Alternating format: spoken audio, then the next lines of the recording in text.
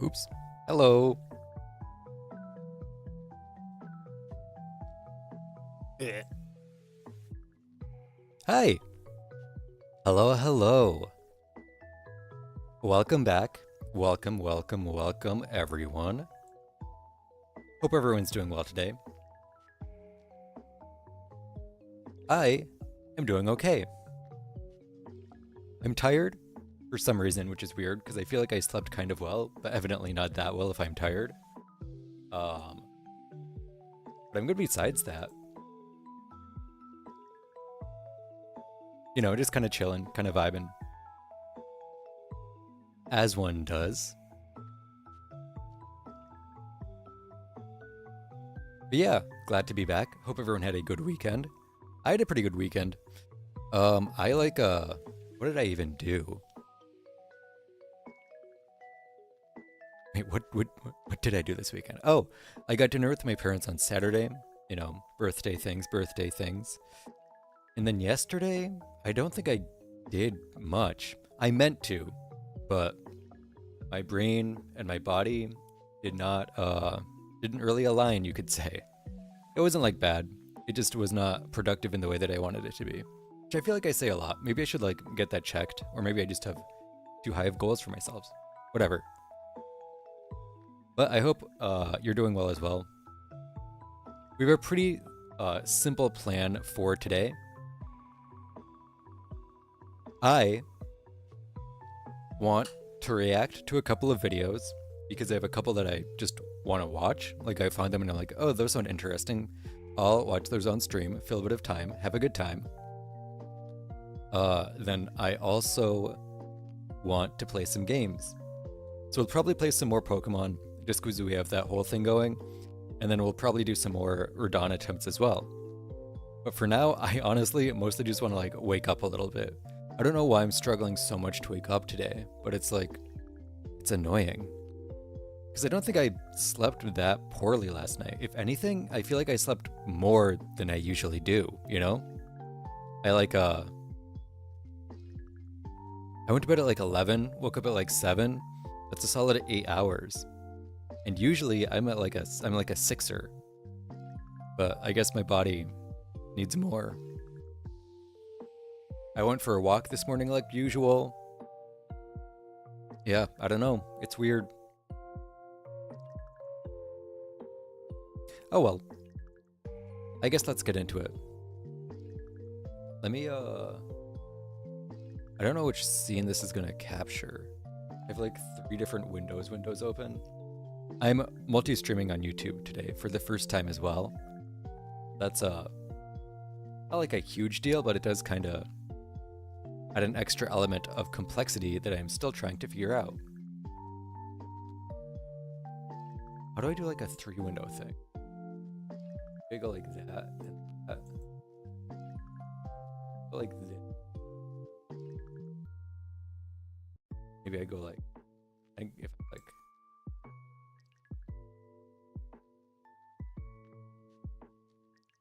I have a lot of windows to look at, so I'm just trying to figure out the best way to do that.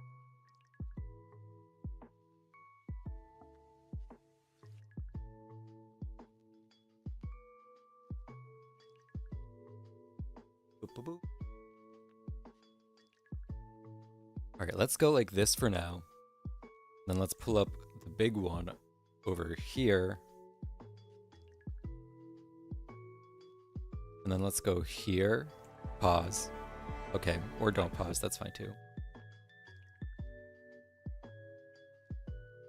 Alright, no dropped frames yet, that's good, that's good. Now if I go... Okay, perfect, it chose the right one. So we have 2 videos that I want to watch today. There's this Drew Gooden one, which seemed interesting, and then also this Dami Lee video, which I think might be interesting, might not. I don't know, I like architecture stuff, so I'm going to check it out. But this one really intrigued me. The idea that everything wants to waste your time, I don't necessarily agree with. It definitely feels like there's a lot of things that want our attention nowadays, you could say. So I want to see what his take on it is, because I think Drew generally has some good takes. I couldn't believe what I was seeing. I walked into the room and I said, this cannot be happening right now. This is not the kind of thing that normally happens in this town.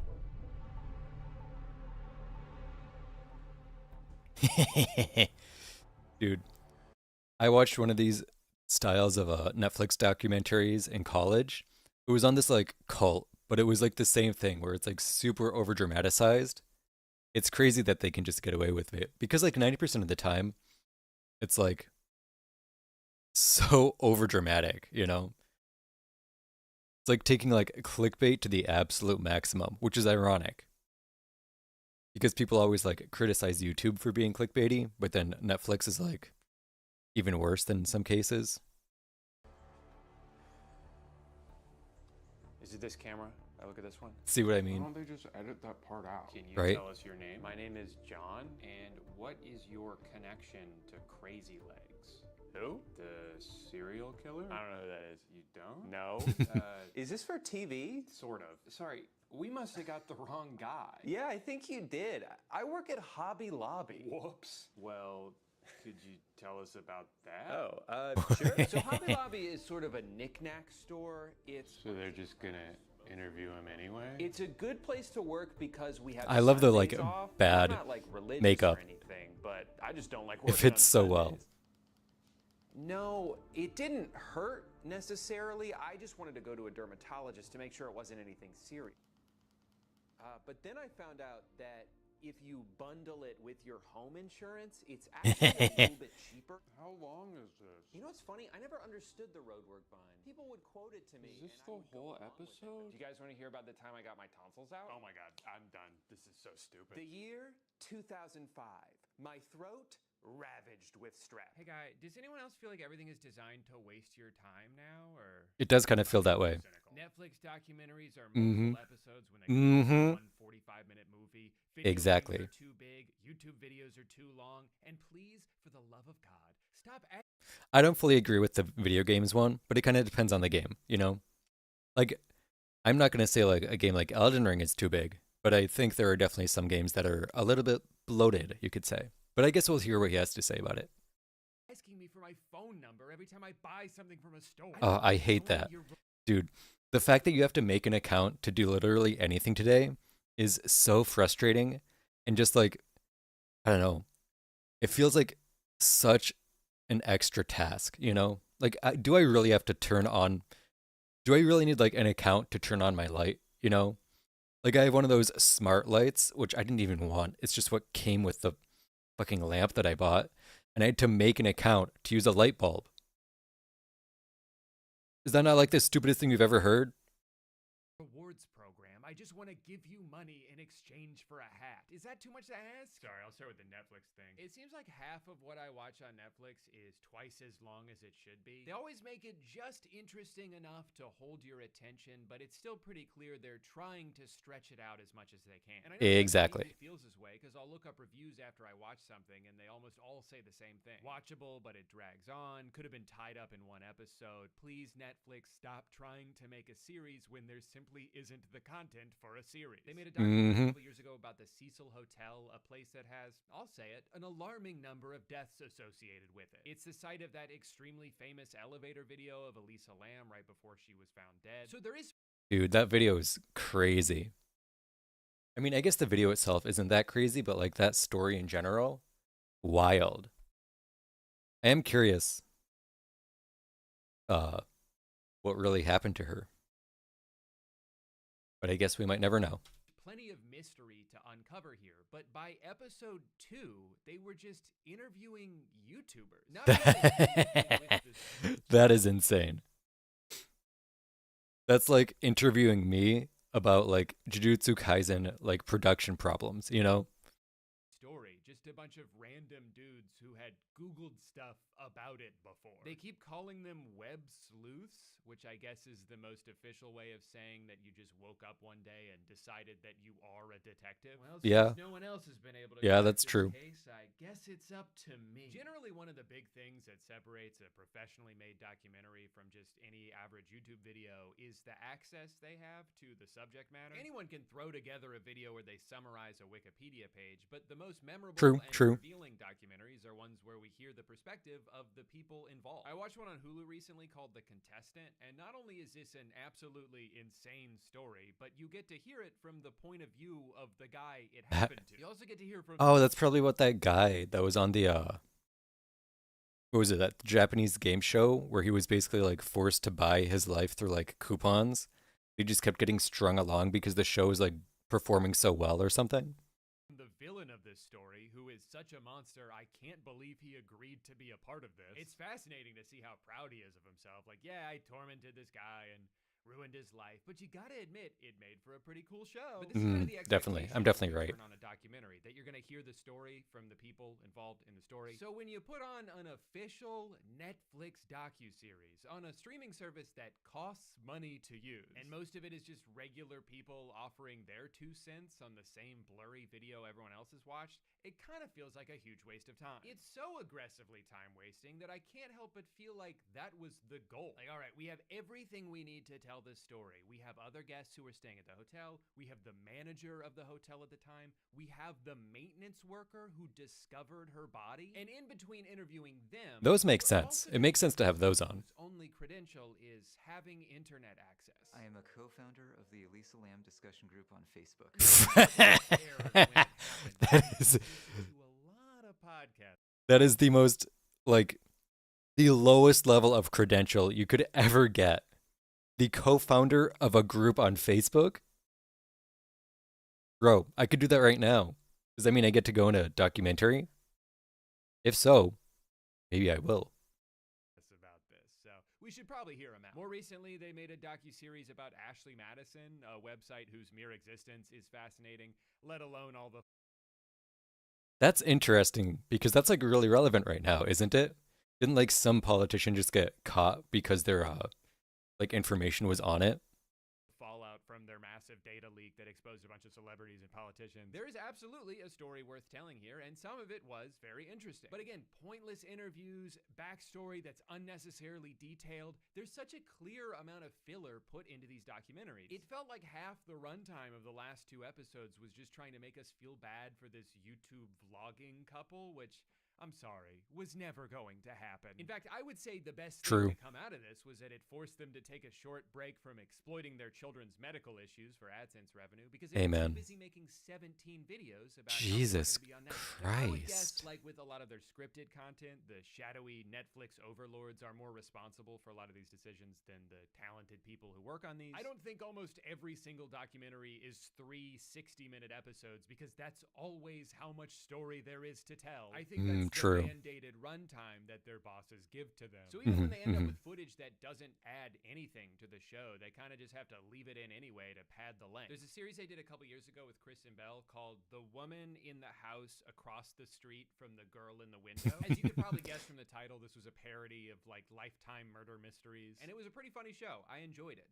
But the whole time I was watching this, I just kept thinking, this should have been a movie. Why is this 8 episodes? Is it because they knew it would take me 4 days to finish instead of getting through it all in one night? Yup. Therefore extending More the watch story time, just long enough baby. for them to make a little bit more money for me? You know, now that I say Exactly. that out loud, I'm pretty sure it's that. At this Yeah, point, I just yeah. assume most of Netflix's decisions are made by an algorithm that prioritizes keeping people subscribed as long as possible and has figured out the best way to mathematically do that, even if it lessens the overall user experience. I think overall Netflix is trying to do too many things at once. They want to make good shows, but they also want to make a lot of shows, and they want the shows to be longer than they need to be, but not in a way that would cost more money. And they need to move the plot along so no one gets bored, but not too quickly, otherwise the people who are looking down at their phones the entire time might get confused. She'd heard from so many showrunners who are given notes by the streaming channels that they say, this isn't second screen enough. The viewer is expected to be on their phone, kind of half doing something else while That's crazy. whatever is playing. And you just can't make it.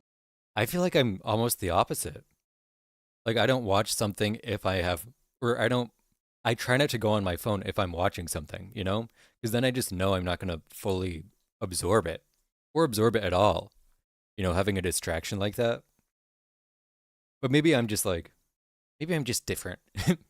Maybe I'm just not the average human, you know?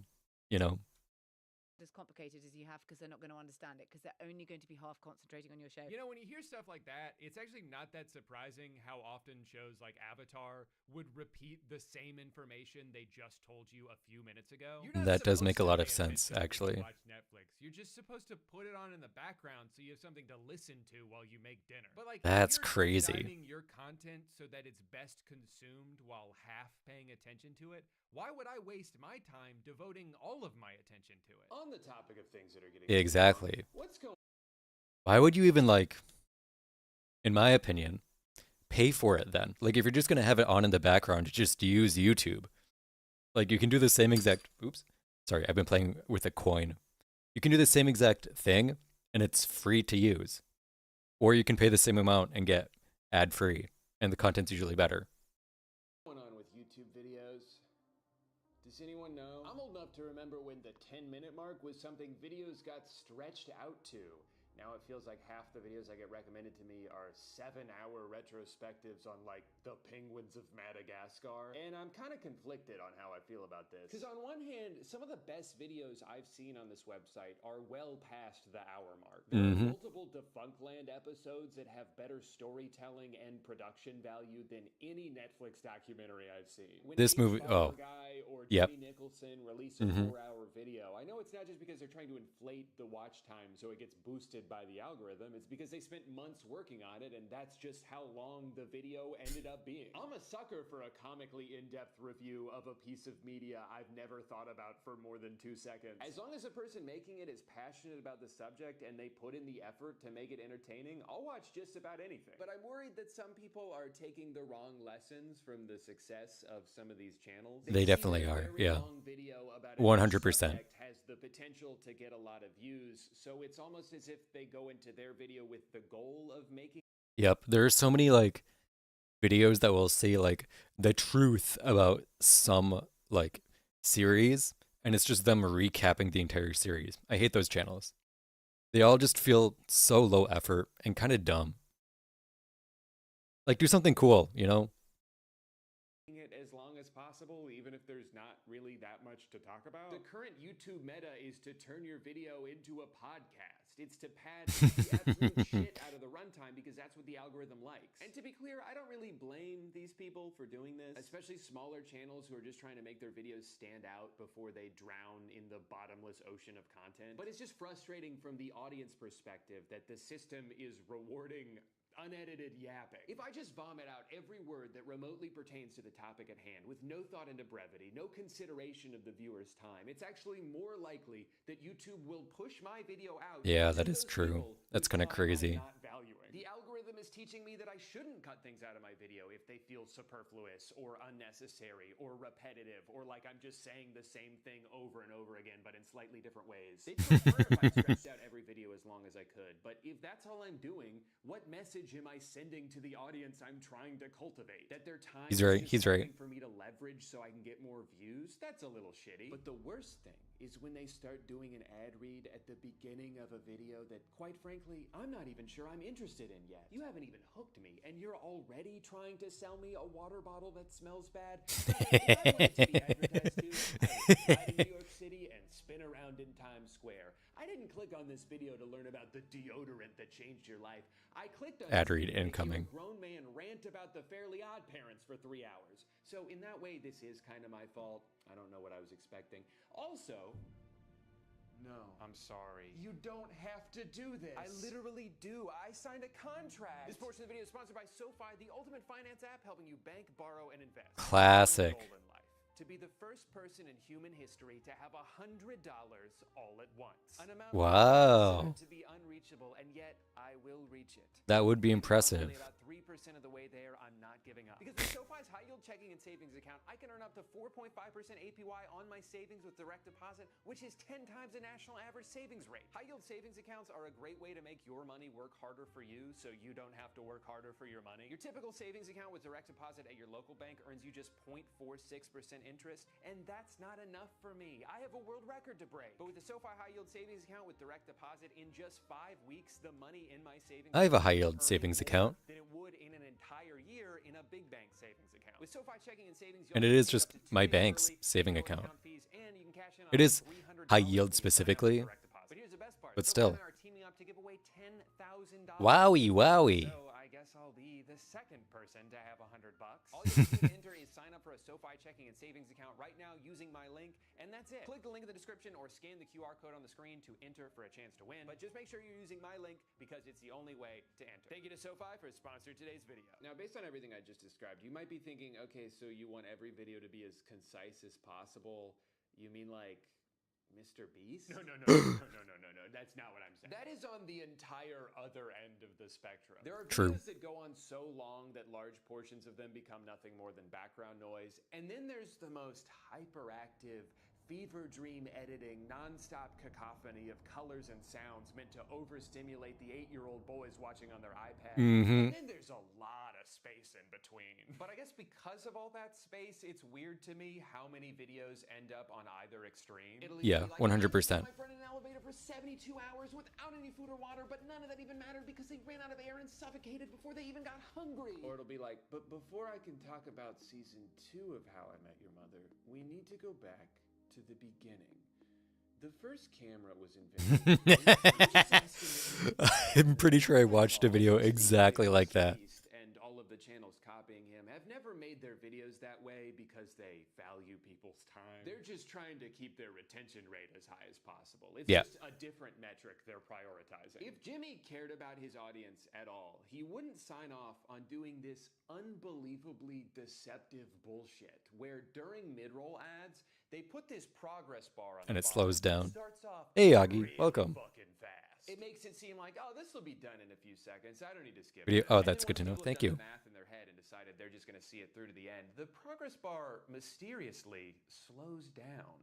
Like a lot. And Let me know if suddenly that's that better. last 20% is starting I to can feel turn it like up an here, too. eternity. I thought we were almost done, and now I'm not even sure we're halfway through. This shit Hope you had a really good pisses me weekend, off 'cause as it's a very always. deliberate choice. This is not an accident. You have to go out of your way to keyframe it like this with the intention of deceiving your viewers. It's such an openly manipulative thing to do to your audience and is very telling of the way you view them. That you're willing to lie to their face if it means a number on an analytics screen might get a little bit Hell bigger. yeah. To you, they're not real people. They're just data points that can be orchestrated in whatever direction you want them to. And that sucks. Yeah, And if it does. you agree with me, please sign up for my Patreon. Right now, I'm trying to buy a bunch of Teslas so I can see how many you can stack on top of each other before they explode. I have a lot of respect for creators that make algorithmically counterintuitive decisions because they don't want to waste their viewers' time. I think Internet Shaquille is hands down the best cooking channel on YouTube. He's knowledgeable, he's funny, and he always just gets right to the point. There's a I've never promise heard of him. information in the title, and he doesn't try to withhold it from you just because he could theoretically put more mid-rolls in by meandering for a bit. For a long time, Tom Scott was kind of the science version of this. Nerd Writer is like the film version of this. In a world where most video essays end up being somehow longer than the piece of media they're about, Nerd Writer's still barely hitting that 7-minute mark. It's just, That's here's this crazy. thing I That's noticed in a impressive. movie, here's some insight about it, and that's all I got for you, brother. But I think it's also worth noting that these channels are successful. They're not doing the thing you're supposed to be doing, but it works for them. And I just want to use that as a testament to making things the way you want to make them, or making the type of video you wish there was more of. Sometimes That's good to hear. I hope he's right about that. Or maybe not right, but that's the philosophy I kind of hold too, for the most part. And I've been, I don't know, I've just been thinking a lot about my videos lately, which makes sense. It is a weird point of transition for me right now. Yeah, let's just continue for now. I don't know where I was going with that. I thought a thought came into my brain and left before I even started speaking. is the best way to make yourself stand out. Like, don't just throw together a bunch of crappy videos about whatever drama is trending. Make a retrospective about some niche hobby you had as a kid. This shit is way more interesting. Remember, this website is called YouTube, not do the thing that you think will become popular tube. That would be a really stupid URL. Now, I'll admit it's not totally fair to get mad at other people for wasting my time when really no one wastes more of it than I do. There was a day last week where the screen time on my phone was 106 hours. What? I slept in that day. There's so many things. Oh, okay, okay. He's joking. He's joking. I was gonna so many say. people I want to spend time with, so many places I want to go. That caught me off guard because I was expecting it to be something high, like 23 or 24 hours. but I was not expecting 106 in one day. Honestly, that is really impressive. But I can't stop scrolling. I don't want to, but it's as if it's been scientifically engineered to be the easiest thing to do. Adam and Eve were caught on camera. Can you guess who's holding the camera? Keep scrolling if you choose the devil. Dude, I'm so glad I don't have Instagram Reels. Or Instagram in general. I spend enough time on TikTok and YouTube. I don't need to see whatever this is too. It's all just too much as it is. There's this weird feeling I get whenever I go on TikTok or Instagram Reels or Threads, just kidding, where I'm simultaneously aware of what it's doing to my brain, but I do nothing to try and intervene. I just sit there and let it destroy me because I have Wait, to see same. the next video. What if it's so funny, but I exit out of the app before I ever get a chance to watch it? The FOMO. Why? No. I'd kill myself. And it's almost as if that feeling is intentional. They've made it so the distance between you and a chance at dopamine is just one small swipe away. I'd almost say it's malicious, but I know that's not true because a billion-dollar company would never do that. Billionaires Surely care not. about your well-being. Exactly. That's why they made He's much so money in the right. first place. Twitter, Instagram, Facebook, they would never intentionally show us things to make us upset because studies show that people spend more time on a platform if they're seeing something that makes them angry. They Yeah, wouldn't it's do true. that. Because that's not nice. This is what most... I relapsed on Twitter the other day. I went on and I scrolled for like 20 minutes for the first time in like a week and a half. And at the end, I was like, wow, that felt good. But now I feel like shit, you know? I'm always just on YouTube. The niche things are better curated. Oh yeah, 100%. I definitely think YouTube is the best still, without a doubt. My timeline is whenever I scroll through Twitter. It's the most blatantly obvious engagement bait that has weaseled its way into being prioritized because I literally saw that one. It's arguments about body counts and whether Nickelodeon shows were good or not. And it works on me. It has the intended Yeah, me effect too. when I see it. I was Me scrolling one day too. and I saw someone say, iCarly, Victorious, Zoe 101. And at first I had to squint for a few seconds because I wasn't sure what they meant by that. And then I realized they were saying the first two are good, LeBron James, and the third is sort of an imposter that doesn't belong. And I, in my head, got defensive. I was like, what are you talking about? That happened to me too. It was Not for that certainly tweet, but Victorious. How just does on this have Twitter. so many likes? What's wrong with Zoe 101? And then I exited out of Twitter and sat in silence for a few seconds as I pondered what just happened. How I got upset that someone I don't I had the same exact experience when I was scrolling Twitter the other day. This is crazy. I'm glad I'm not the only one that goes through this. Not that it's like a traumatizing thing to go through. know said a show from 20 years ago that I kind of liked isn't as good as a different show that I barely watch. Why is this how I'm spending my time? In this Exactly, moment, I could yeah. have been doing anything else. You're not all that into fashion, but you follow these two women because of their reels. That's dope. Yeah. I mean, if they're good reels, anything can be entertaining. That's my hot take. As long as there's like a good production behind it, I think pretty much any topic can be entertaining to anyone. Like, I don't know anything about chemistry, but Niall Red, I love his shorts and stuff. They're all great. Do I have any idea what he's actually doing? No. But I'll still watch 100 of them. And yet I chose to introduce this argument into my head? That can't be good long term, right? Like we can all agree that's probably not great for my brain. If you're like me and you've been struggling with the endless scroll, I do have a recommendation. I found this by accident while I was doing a video a couple years ago about dopamine fast. It's called Screen Zen and it's free. I have it set up so it only gives me a few minutes at a time on each of the most poisonous apps that I hate but am addicted to. So you can still pop in for a second, get I have something like this too. I think my phone comes with like little timers, so I have some pretty strict limitations as well. Yeah, Niall's great. Never understand what he's doing, but the time he made a cookie out of like elements, that was sick as hell. the feeling of being up to date, but then it'll grab you by the shoulders and yank you out before you get too sucked into the void. You still get a little bit sucked, but not all the way. But of course, I saved the most important issue for last. Is that Skyrim? Video games are too big now. and I'm tired of pretending like they're not. When I was a kid, the idea Okay. We'll see if this is, as someone who loves open world games, I might not agree with this part, but I might. We'll see. We'll see.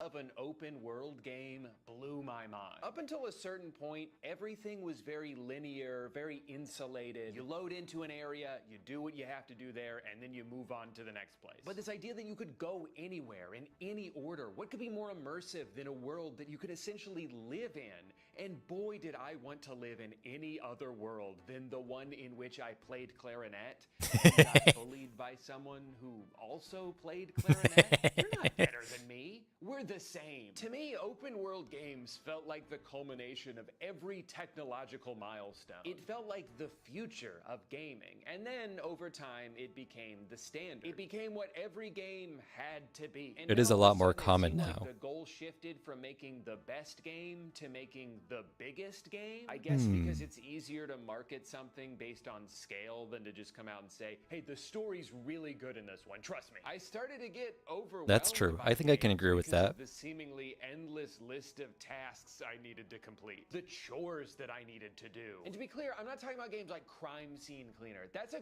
great game. I Okay? love don't this mind game. chores when the game is chores. Yeah, I'll play Power yeah. Wash Simulator all day. I played unpacking shortly after moving into this house, and I hadn't finished unpacking in real life yet. My wife was not happy about it. What I'm That is specifically funny. referring to is when games feel artificially padded with repetitive side quests. When Okay. there's like 7 different activities to do, but you just end up doing each of them 100 times. And I can agree with that. Yeah. as someone who goes into games with a completionist mindset, this is the quickest way to make me give up. Because I'll try to collect every item and go into every corner for like 20% of the story until one day I just stop. Yeah, I think Ubisoft used to advertise how large their game maps were. I think so too. I kind of remember that as well. I feel like it was specifically, I remember it for like Assassin's Creed, I think, but I could be misremembering. Maybe not Assassin's Creed. But also, what else do they make? You know? Am I right? Am I right? Stop opening the game altogether, relieved by the massive weight now off my shoulders. I think there's a big reason why Elden Ring had such a big impact on me and so many other people. Yes, you're in this staggeringly large open world littered with places to go and things to kill, but it's not in the form of just a bunch of exclamation points on your mini-map. Almost everything you do in this game is motivated by, oh, that looks cool. I wanna go Exactly. over there. Yes. It's- Okay. That was what I was worried about. I was worried he was just going to complain about the size, but like, for me, a lot of what makes a game enjoyable is like being, or like an open world game is just being able to be like, I want to go there. I want to go there. I want to go there, you know? So I'm glad he appreciates that as well. I think that's a big part of, like he said, why Elden Ring was so good. But that was like, I think that was probably my favorite aspect of Breath of the Wild as well. Just like going somewhere, seeing something. Like right off the Great Plateau, you see that like huge dueling peaks where there's like the slash down the middle. And I was like, I want to go there. And then along the way, you find like a few shrines or like a little monster camp to kill. And it's just like that. I think that is what makes a really good open world game. And I think that's part of why I wasn't as big of a fan of Tears of the Kingdom, because it was just like kind of the same world again. You know, I didn't have the same drive to explore because so much of it just felt familiar. Elden Ring and Breath of the Wild in a nutshell. Exactly. Yeah, exactly. The feeling you should have while playing an open world game. It's that sense of wonder that has mostly been lost by all these cookie cutter taskathons. Also, the more bloated a game is with That being said, though, I would not have minded some sort of quest system in Elden Ring, especially like the base game. I feel like I had such a hard time doing any quest, you know. Obviously not like, maybe not like a like waypoints or anything, but I think it was what was it? Like The Legend of Zelda Majora's Mask had this like bomber's notebook which kind of kept track of them, but you still had to like go everywhere yourself, you know. It wouldn't like give you a waypoint or like a map or anything. It was just like, you have to do this, or like you can work on this quest. And I think some kind of system similar to that would be very beneficial to Elden Ring. content, the more narrative dissonance there ends up being. Which, of course, only matters as much as you let it. But it's still really funny sometimes when the main questline of a game is trying to instill this sense of urgency, but at any given moment, you can just go fuck around. Yeah. For 15 straight hours. Dude, I've only yeah. got until midnight tonight to rescue my uncle, or they're gonna execute him. Hey, do you think there's anything cool in this cave over here? A compromise that works great for my brain is a semi-open world, like the two most recent God of War games. I like when there's enough optional side exploration that it still scratches that itch. Or like, I think it's like kind of the same thing, but kind of like area-based games, kind of like Super Mario Odyssey, something like that, or it's not like a huge open world, but there's like little areas to explore and find stuff in. You know, I think those games are pretty great too, because it's like more limited, but it's still like, it gives that same kind of itch. Do you remember the game developer outrage about how Elden Ring and Baldur's Gate should not be the norm? I do. And I don't completely disagree. I think if every game was like that, it would just be a bit overwhelming. But I mean that quality should definitely be the norm. It also kind of depends on the game. Like, I wouldn't want like, okay, I was going to say I wouldn't want like a Call of Duty game like that, but I wouldn't want a Call of Duty game in the first place. I don't play that. Not that there's anything wrong with it. It's just not for me. Itch for me, without it ever feeling like I'm missing out on this overwhelming amount of content by... Except zombies. I did play a ton of Call of Duty Zombies in like middle school and high school because it was fun, and also because I just sucked at the regular multiplayer. I could not shoot for shit. Just wanting to streamline Still the can't. story for a bit. I think it's okay for a game to be modest in scope. Just because the technology exists to procedurally generate 1,000 different planets doesn't mean we have to do that. Sometimes I wonder if the technical limitations from previous generations actually made games better. Wasn't I just talking about that like a couple weeks ago? How like the technical limitations of the past. Also, sorry, Drew, I'm going to be in front of you for a little bit. Like kind of forced games to be more creative.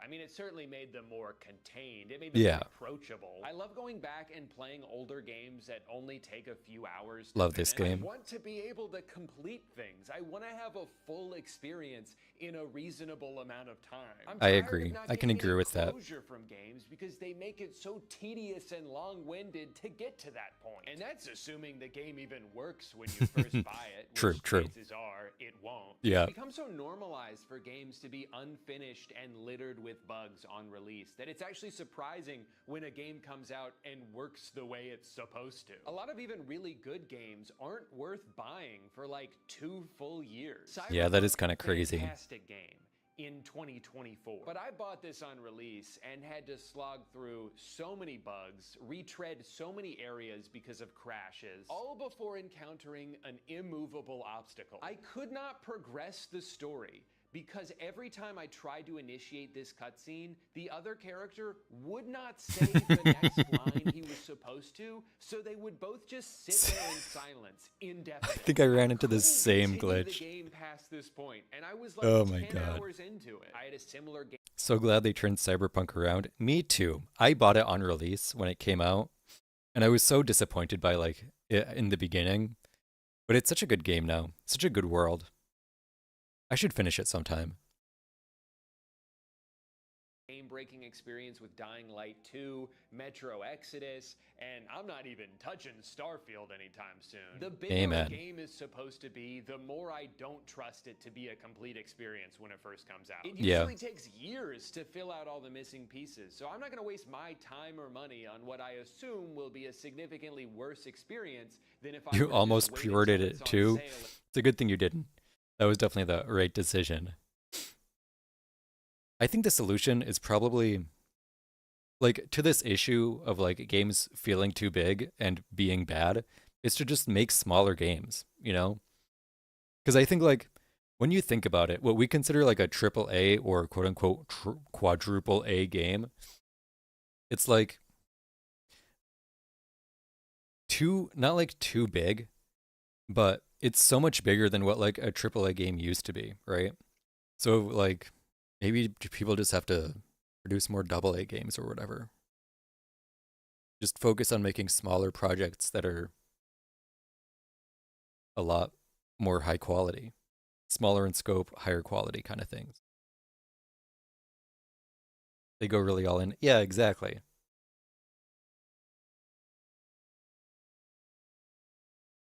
In 2027. But in a world of titles forced out prematurely, Like instead of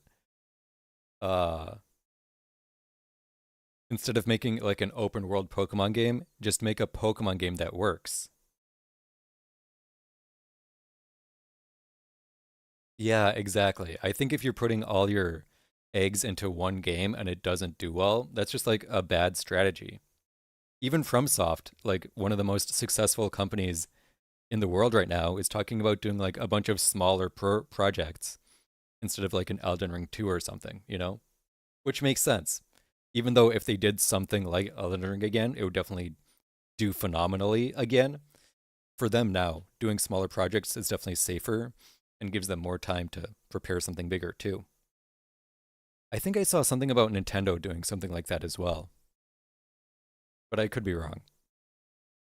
by a deadline that was never realistic, nothing feels quite as egregious as the yearly full-priced sports game. You spend 11 months building up a player or a team or a general manager if you're a weirdo like me, and then as soon as the calendar flips over, you gotta start from scratch. Dude. All right, everyone, time for the new game. I'm so glad I don't like sports because this would make me miserable. Look at those insane prices.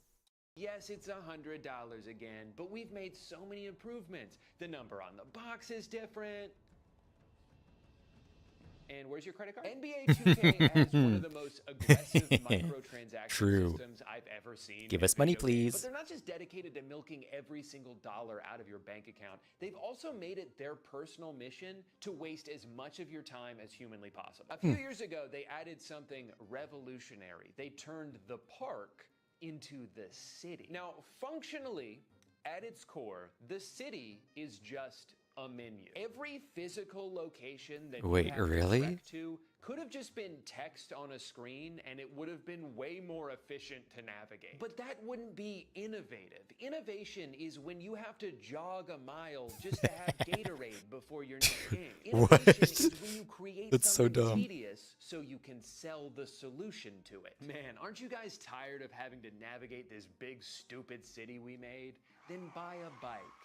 It's $10, fuck you. Imagine that's insane. Computer, you had to make a little guy that's insane. Across town just to go to the Gmail store. Oh shit, forgot. Yeah. Imagine if I want to launch Steam, I have to run a guy across my laptop or my desktop. My password, gonna have to sprint over to City Hall. I feel like every single element of this game is designed with the goal of wasting your time. Whether it's getting interrupted in the main menu, it's starting to sound like it. 2 separate ads, or a halftime show you cannot skip even if you press X the whole time. Don't get me wrong, this halftime show is great. They've got Ernie, Kenny, Shaq, my 3 favorite guys. They show highlights. And that's the problem, Augie. People keep paying. And so they keep on making shit. They keep on making it worse and just making the same experience over and over again. I don't get it. Jokes. Like, you can do you, I guess, if you want to buy the same game for 12 years in a row and it just gets a little bit worse every year, go off. But not me. Not me, as I've said not me, as if I haven't bought in every Pokemon game since fucking 2012.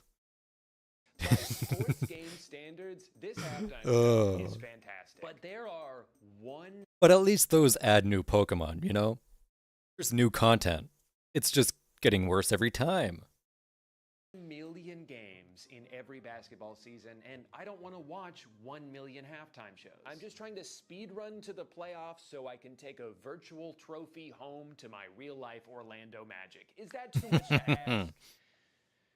58 seconds, by the way. But whatever, those are just minor inconveniences. So annoying. Egregious wastes of time are in the My Career That's mode. true. They're not live service. That's true. That's true. This guy, fuck fucking sucks at basketball, which is a problem because that's the thing he's trying to do. He's slow as hell. He can't shoot to save his life. He has one shirt and it's brown. And in order to fix these things, you need to obtain virtual currency. Now, there's two ways you can do Really? it. Option one, grind. Spend dozens of hours playing dozens of games, scraping together pennies so you can get 1% faster, 1%. The Star Wars Battlefield 2. No. What is it called? Yeah, Star Wars Battlefield 2 strap. Where you can either grind for like 40,000 hours to unlock Darth Vader or pay $40. Stronger, 1% better at handling ball. But it's never enough. This process is miserable. You're useless out there. You don't belong in the NBA. You would be better off in any other line of work. And this is exactly by design. This is how the game wants you to feel. They want you to hate this part because they know the more frustrating of an experience you have, the more likely you are to just skip to option 2, spend $40 more. Come on, just do it. You don't have time for this. Don't you want to get to the fun part? You'll start doing the math in your head and rationalize it as a no-brainer. Yeah, $40 is a lot of money, but it's not nearly as much money as I could earn in the 40 hours it's saving me. You feel like a genius. You feel like you outsmarted the system. I do You that realize, sometimes. This is the system. Yeah. I did the exact thing they wanted me. We're all to. trapped It here. wouldn't even be that bad if the game itself didn't already cost $70. Now you're out over $100, maybe $150 if you $70 games in general. I think there's only been one game ever that I think was actually worth $70, which was Tears of the Kingdom. But like $70 for a yearly game is so stupid. But people keep buying it. I just don't get it. I just don't get it. Also, the professional athlete you created doesn't play like he's never touched a basketball in his life before. And I've got all the natural ability in the world thanks to my genetics. And then you get to do it all again. This whole system of paying to skip a grind that has been intentionally designed to be insufferable has become way too common. Developers are It's purposely true. holding our time hostage, knowing we'll probably spend a few bucks to get some of it back. I feel like that's almost the entire business model of MMOs. It's one of the Yeah, reasons I yeah, it stopped kinda playing is. RuneScape after our lifelong on-off relationship. I kept having to fight the urge to spend a few bucks on gold because the alternative was earning it in the game, but then I'd have to play the game. And I don't want to do that. I just want to play the end of the game. How long does it take to get there? Long time. Oh, Oh. that's insane. Well, I guess this is where I live now. In Yeah. conclusion, life is short, and your time is precious. It's your most valuable resource, and you should treat it that way because, unfortunately, no amount of it is guaranteed. And I just hate seeing how Ugh. much it's become I don't like that. I did not like that reminder. Ew, we're all mortal, icky, gross, confronting death. Blech. I don't want to get hit by a car.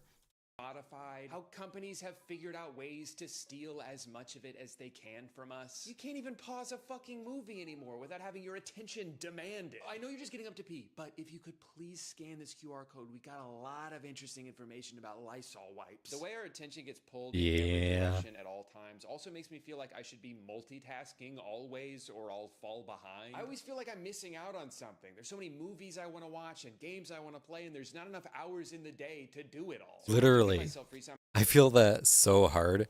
Just like with my job. I feel like there's not enough hours in the day to like edit, script, stream, communicate with people that like want to pay me or just want to work with me. Like there is not enough hours in the day just to work, let alone also beat radahn. You know, like I feel like I don't have enough time. And then also go to the gym and also maintain friendships. It's just like, we need to like slow down the earth so we have more hours physically in the day. I'm sure the technology exists. We can just like point a giant fan in the opposite direction, you know, and then we'll slow down a little bit. Surely the like speed of wind will not fuck everything up. That's why I have to rotate hobby prioritization. That's a good idea. I didn't even think about that. But I don't do that. I just try to do everything. And then I end up doing nothing. I end up on TikTok instead.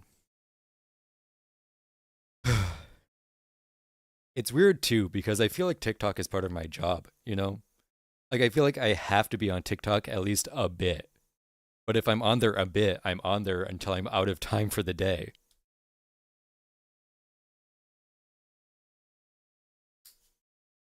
Oh well. I try to be overly efficient with it. I can't just play a video game. I should be catching up on podcasts. Loading screen, perfect. That gives me exactly 9 seconds to scroll through TikTok. I hate to be bored. I'd hate to have to listen to the thoughts that are already in my brain. I need to be absorbing new information constantly or I'll die. I've been trying more and more lately to not let the feeling It's a that there's trap. something better Yeah. I could be doing prevent me from enjoying Oh the boy. time that I have. Sometimes it's nice to go for a walk without bringing my AirPods. There's still plenty of stuff to listen to. That's how I only walk. I don't understand. This is probably just a me thing, but I truly don't understand how people can like only walk or like only exist listening to music, you know? Like I love music. I listen to music a good amount, but I also need time where I can just sit and not have my ears take in noise, you know? I don't understand how you can do everything while listening to music or like especially walking for me, I think is a big thing. Uh just because like I would just get too absorbed in the music and just get hit by a car, you know? I would 100% just miss an intersection and, you know, you'd never see me stream again.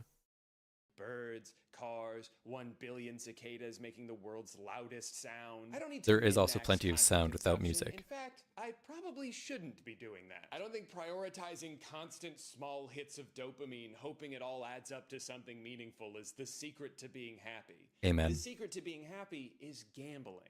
Nobody's ever had a bad time in the casino. You know what? Is free. You know what? He's right. The advertisers cover the cost of the TV. So this is an ad. This is always on. Whatever you're watching, we're able to monetize using the bottom device. Okay, so check this out. So there's a Pizza Hut ad right there. We literally are now on pizzahut.com and we can order a pizza. I do a lot of Ah. things with my hands, like drawing. Okay, I do want to watch this, but not on stream. I thought it would go in the opposite direction. Listening to music while walking makes you feel like a main character, and that's dangerous. That too. If I was listening to some like aggressive music and someone pissed me off a little bit, I low-key might actually get into a fist fight, which I don't want to do. That's illegal. And also, I'm like a weak shrimp. Okay? That's another way you would never see me stream again. I would not get back out of a fight. This was the other one I wanted to watch. When we first started looking into The densest city in the world had a strange secret. I love this channel too. I think she makes great content.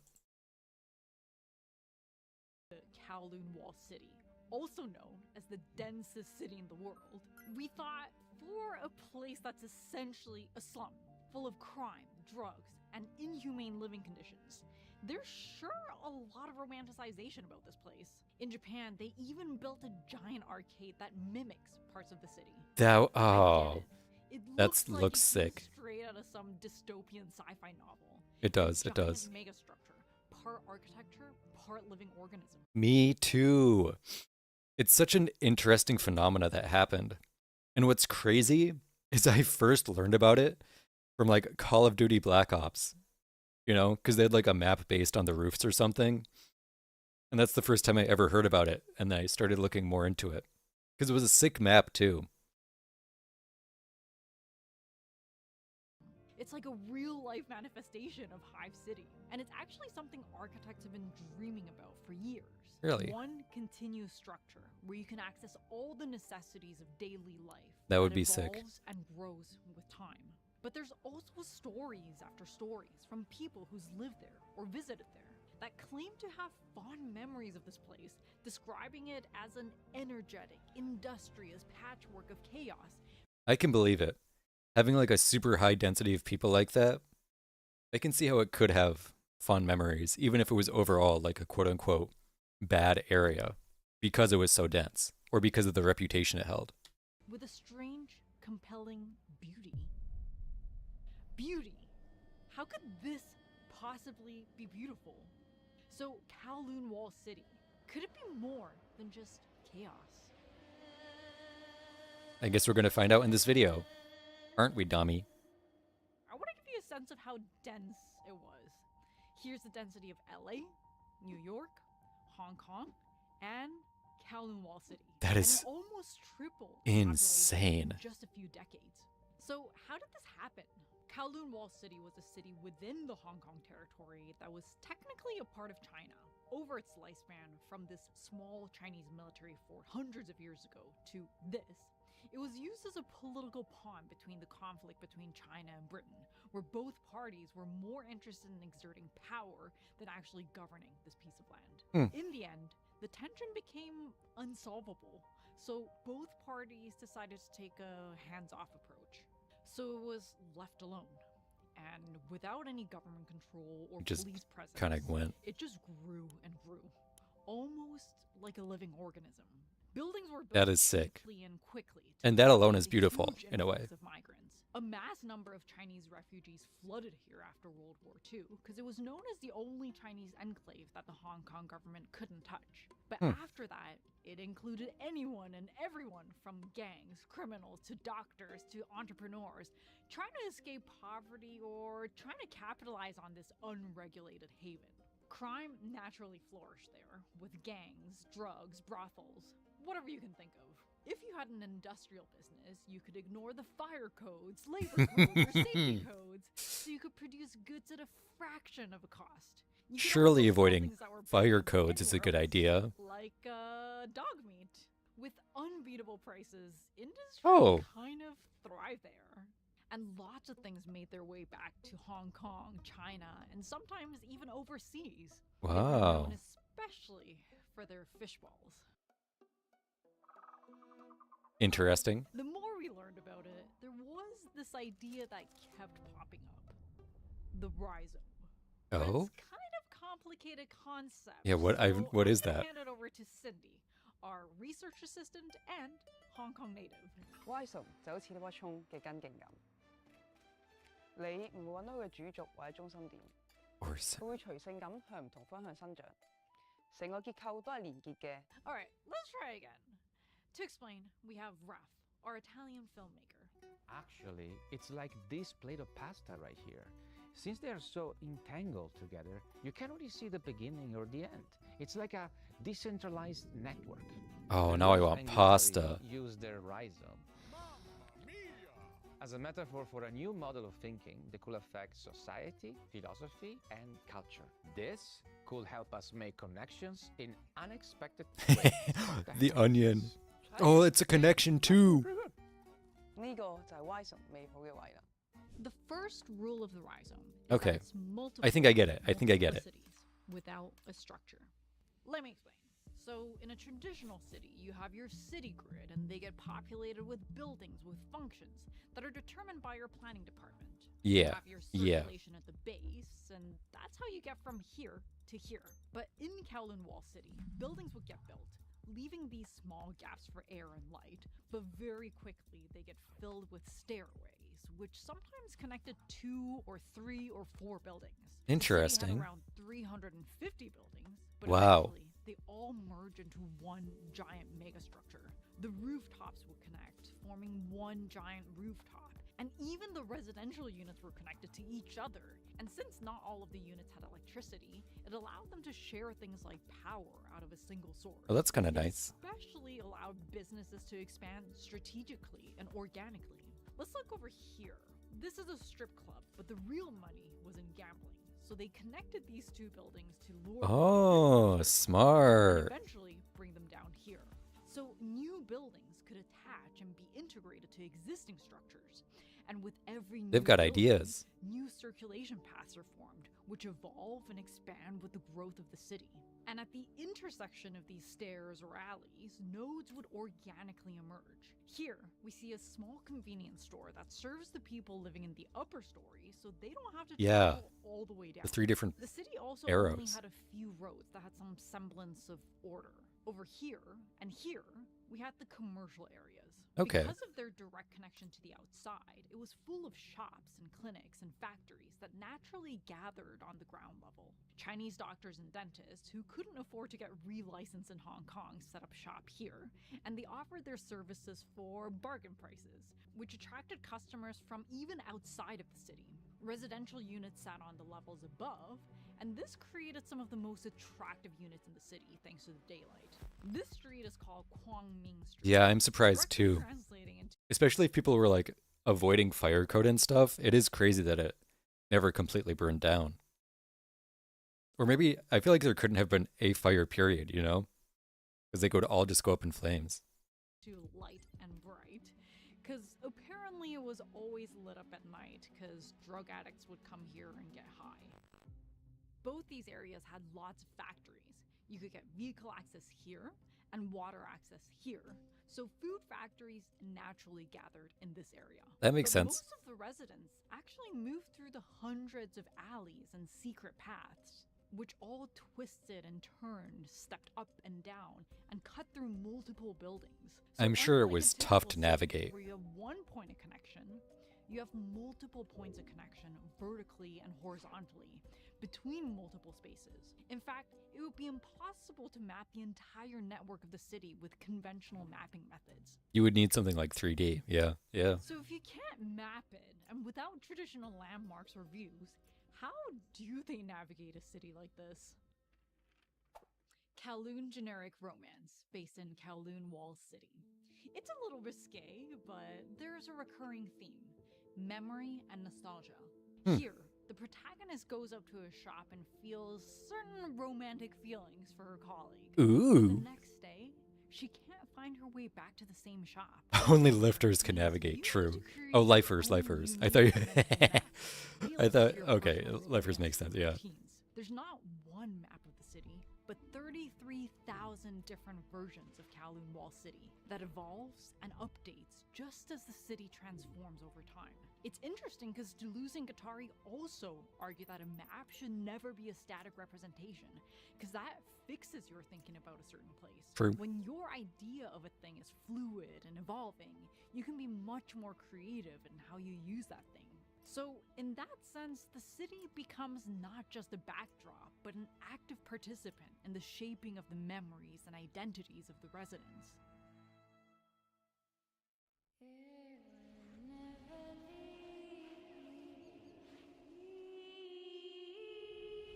But unlike a rhizome, Kowloon Wall City had a boundary, a very abrupt boundary.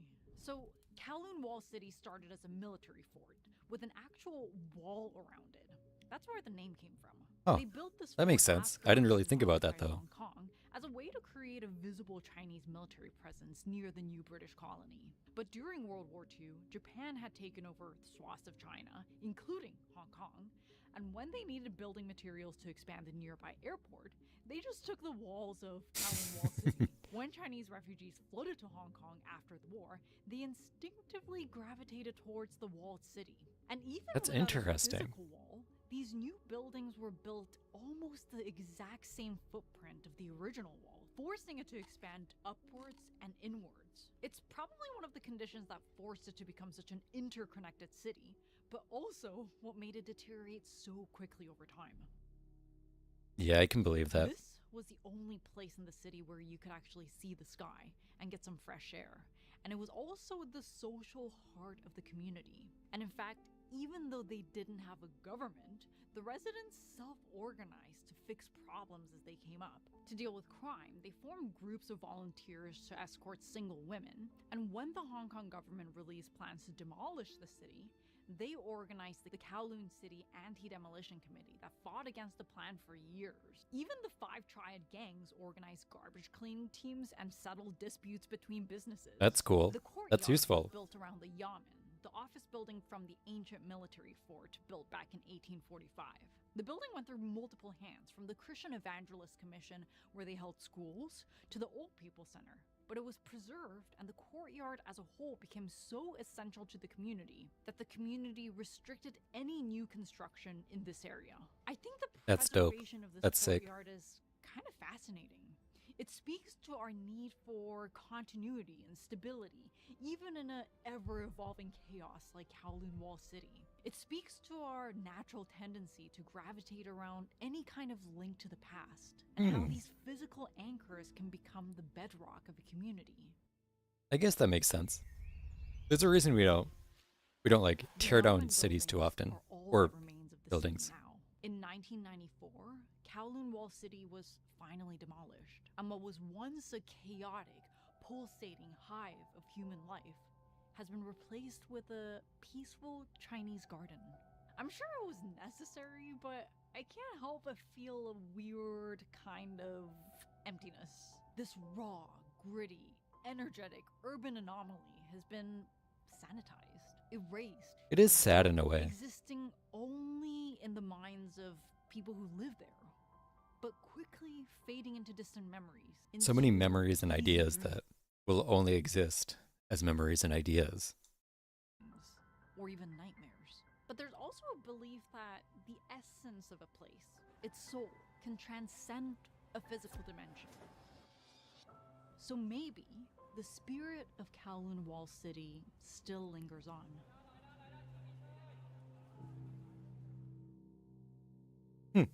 Maybe it does. I don't know what you guys think about this crazy city. Let me know in the comments. There were some really fantastic books that we referenced in our research. Some were super analytical. All right. Those were the videos I wanted to watch.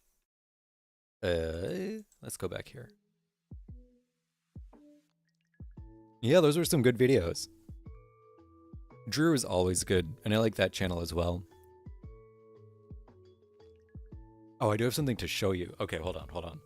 Yeah, I got the most okay. So earlier today, right, I was looking on Steam. I was looking for maybe like a dating sim or something to play because I've just been feeling a bit lonely, you know?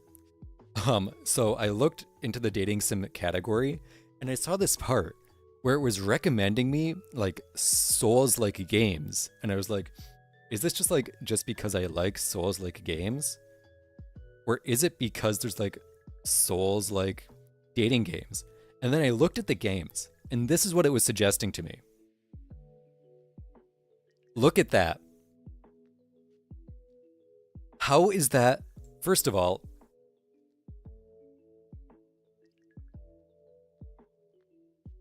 how is that dating or a Souls-like? It's neither.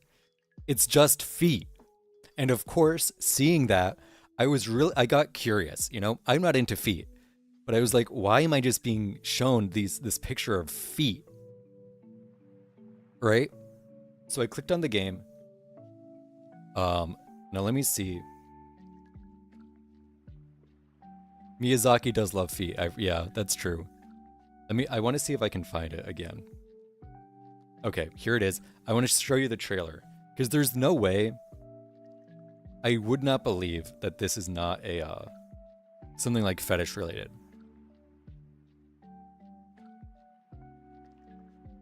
Add. Go capture.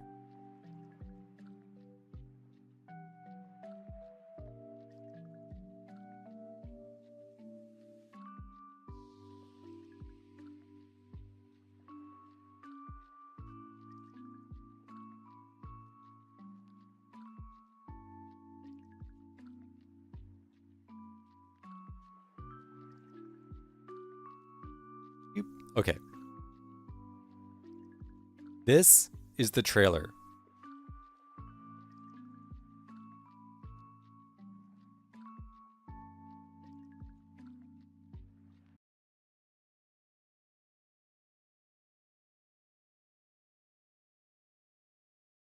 It is terrifying. But it's not even... Hold on. How do I go full screen on Steam? Okay. Look at this. Oh, you can't hear the music. Hold on. The music is also insane.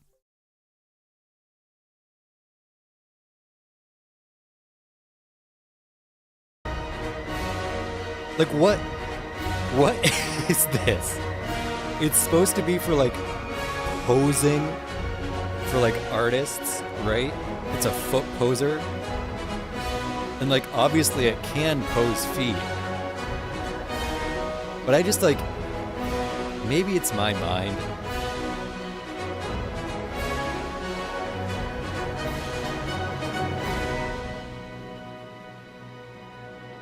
But I can't look at this and like think this is anything but fetish related. Master hand but feet? Yeah, exactly. Like, look, you can change everything about these feet. Look at how detailed it is.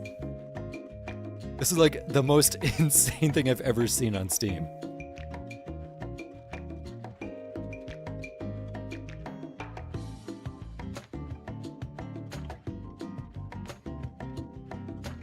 It looks very in-depth. So like, if you are into feet, it will probably serve you well. Or if you're an artist, it's just crazy to me.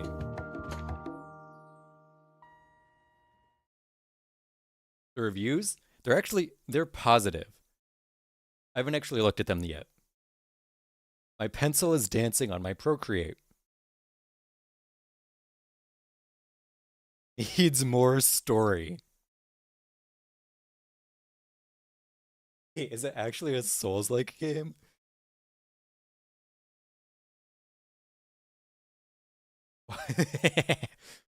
Hold on, now I'm curious.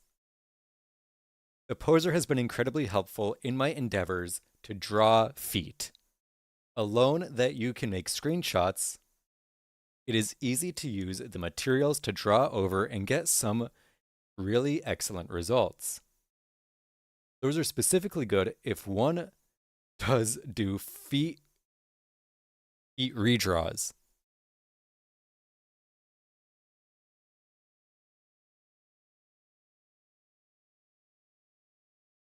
Okay, it seems like most people are it's actually working. Like, actually decent. A useful tool for artists and a wet dream for foot fetishists. Guess which one I fall under. It's an excellent artist's tool, but how you use it is up to you.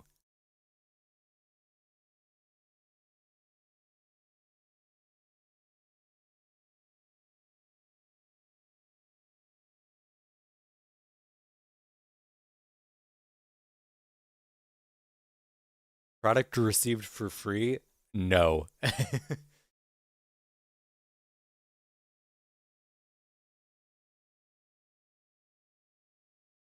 Okay. Maybe if we get to 200 followers, I'll do this game as a goal. It is a bit expensive, but I could just refund it as well. Yeah. Oh, they have feet poser light too. They also have a hand poser. The hand poser, I understand. So maybe my mind is just a little bit broken here. The fact it has a VR mode, though, that's a little sus. Why do you got to be looking at feet in VR, you know? Is your screen not enough? How close do you have to get? You think you could do that thing where, like, you can trick your brain into, like, feeling the feet differently if they look different? Like, if you're, say, with someone experimenting with a theoretical, obviously not real, foot fetish, and you're in VR mode, and you make the feet look different in this game, will they feel different? Like, will you be able to, like, trick your brain into feeling the real feet like they look? Obviously, not something I'm going to do, because I don't like feet. But who knows? Maybe someone else will. Okay, actually time to game. Hold on. I think... Got plenty.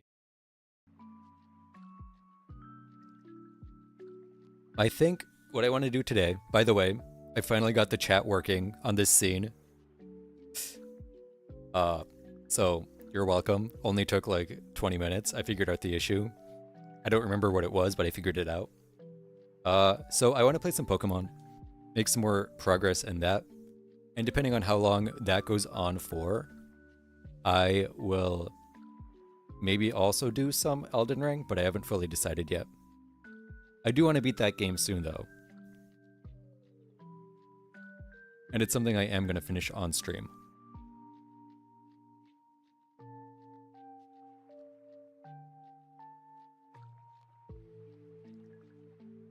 Also, I am streaming on YouTube and Twitch today. So if anything feels weird, or if you see any messages in chat that are like not real or something, or you don't know who I'm talking to, that's why. Because I don't know how to combine chats yet. Someone in the YouTube chat just said, "Femboy YouTuber," which I will say, sure.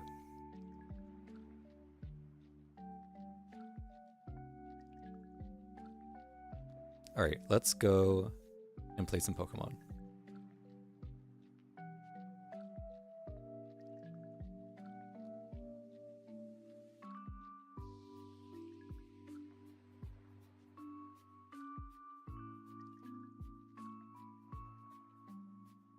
Oopsie.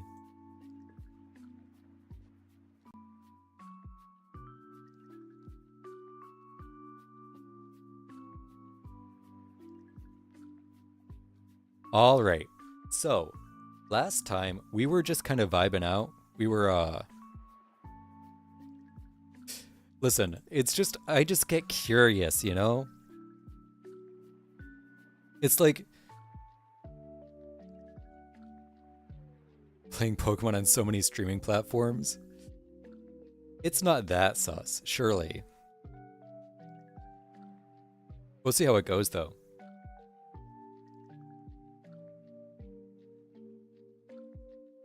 I should update my stuff, though.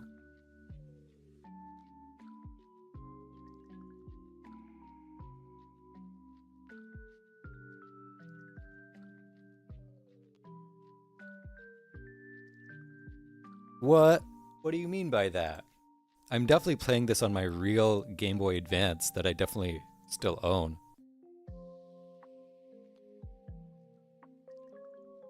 I just have a capture card, that's all.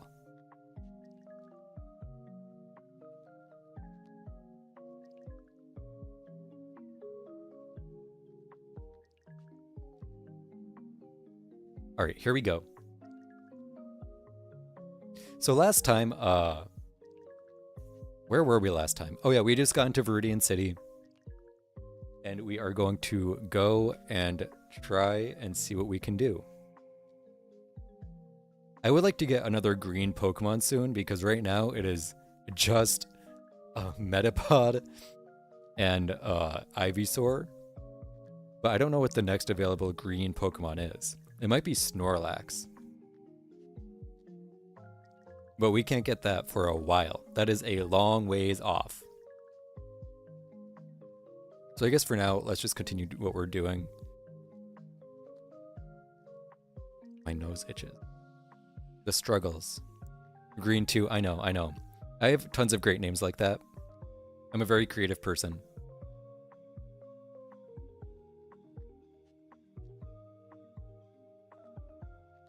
Onto the boat we go. There's actually way fewer green Pokemon than I realized. Which makes my life a little bit... I don't know, it just kind of changes the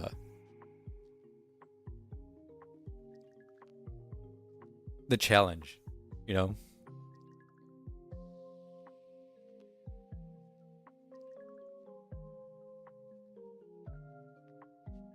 I know, I should have named it green in a different language, yeah. I just didn't think about that. For the next one. The next one will surely be green in a different language.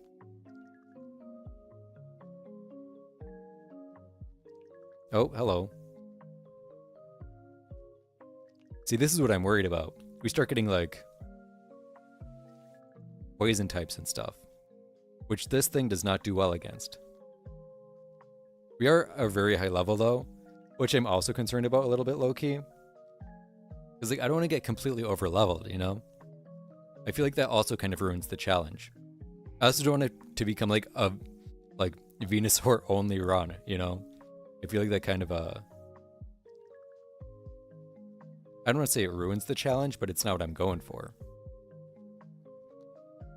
But it's not like I have anything else to use.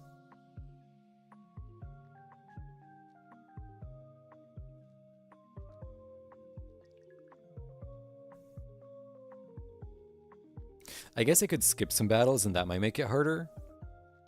But I don't know. I'll have to think about it.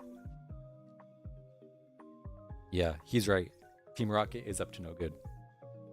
He's got a good head on its shoulders. That's something I was thinking about too, whether it can just be green or if it can be green accented. And I think it has to be, my thought process is that like one of the major colors has to be green.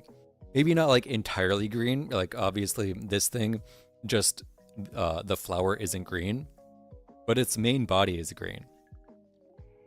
And I've run into like a couple greenish Pokemon. Like you could maybe make an argument that Nidoran right here is like a teal kind of green, but there's just like a lot of gray area in green, a lot of green area, you could say.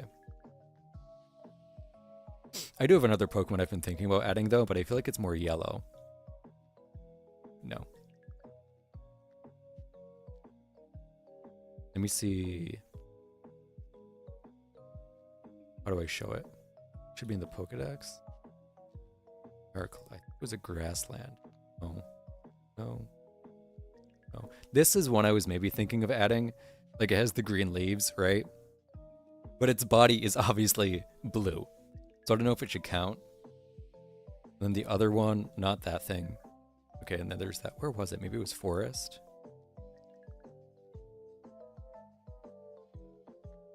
This is the other one I was thinking. Maybe Bellsprout. Because like the leaves are green. And as it evolves, its leaves do get like become a more important part of its body. So I might go with this. I might add a Bellsprout as well, just to kind of diversify.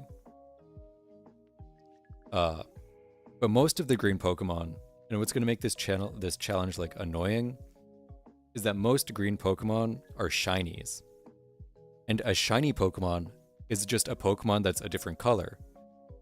But to find a shiny Pokemon, it is a 1 in 8,000 chance that the Pokemon will be a different color. So if I want to use like a shiny Pokemon that is green, it's going to take so long to find one. And in this game, there isn't like a way to really lower it. Because in this generation, the only way to lower it was to like lower the odds. The only way to do that was through the Masuda method, which was like breeding.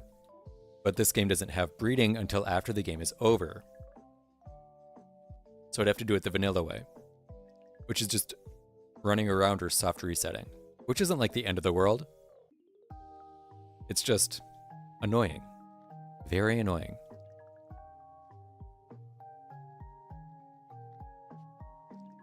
But I might do it. I at least want to get one shiny green Pokemon. Just because like I think it's I don't know. I feel like I kind of have to. But I have a few I could do.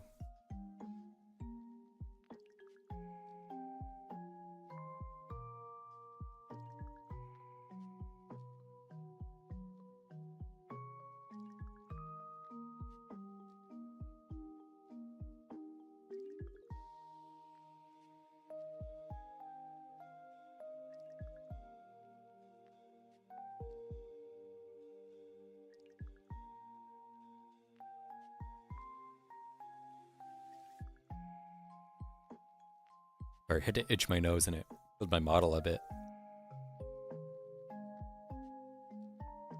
This is another one. Like, would you consider Machop green? I feel like it's vaguely green colored, but its evolutions aren't.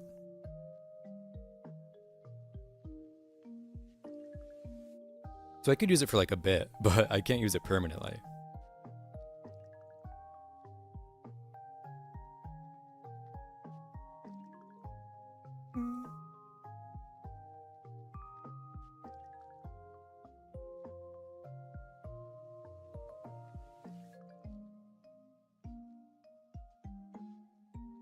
I think one of these rooms shows the next green guy. Yeah, this guy, I think. No. Maybe it's you? No. Oh, cut. Okay. We're definitely gonna have to pick up Bellsprout then.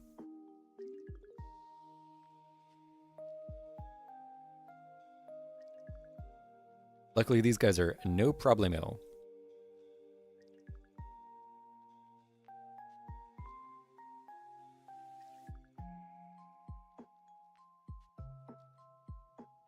Ooh, Stardust.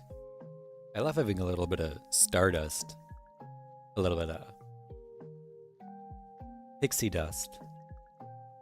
This is the next one I'm going to add. This big green guy, who I think definitely counts as green. I feel like that's definitely a shade of green.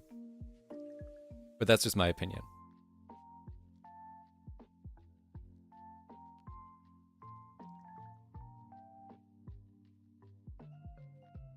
Oh, that's not good.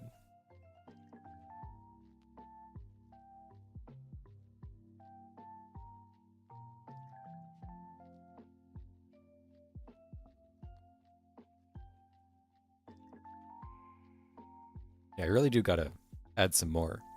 The other issue with adding like a Bellsprout though, and this isn't a huge issue, but like, it's also the same typing. So it's not like it's gonna expand what I'm like good against. It's just gonna make my life slightly easier.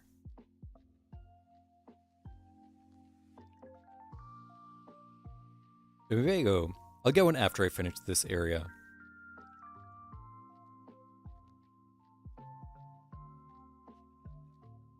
Oh no. This guy's gonna be tough. Oh, maybe not. We're pretty overpowered.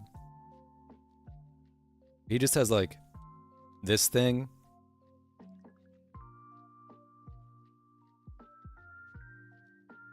And then, oh, he has a Kadabra too now? That's not good. That's really not good.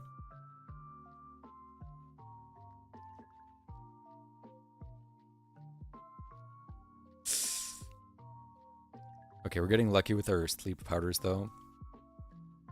Oh, that's so unlucky. I think that's it. I think I lose here. Yeah. Oh, green 2. Come on. You can do it. You can do it. Come through, green 2. Harden.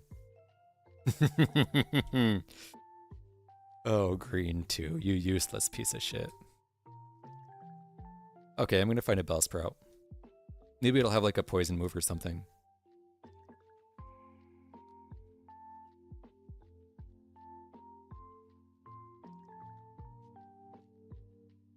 I believe it was in the forest. No, maybe it was in the... Oh no, there it is. Okay, it is in the forest.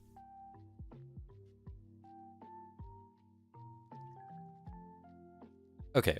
Okay. Oh, it's literally like right here. Okay, that's perfect. If I go up here, I should be able to find it in the grass. Okay, not you. Definitely not you. You, yeah. Can I put you to sleep in this game? Okay, I can. That's good to know. Then I'm going to Razor Leaf because it should be not very effective. Bellsprout. We're going to name this one. I think I want to go Lime.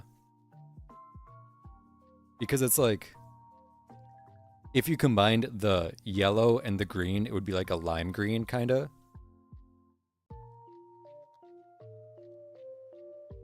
But that'll be useful. Now I can at least, Okay, this is annoying, though. You know, I'll have another Pokemon to raise. So that my... Oh, we're already at a Venusaur. That's good. But this is what I was afraid of, you know? In a way, you could say. Afraid is like kind of a strong word for it, but you get the idea. Hey, Pizza Boya. Welcome. Hope you're doing well today.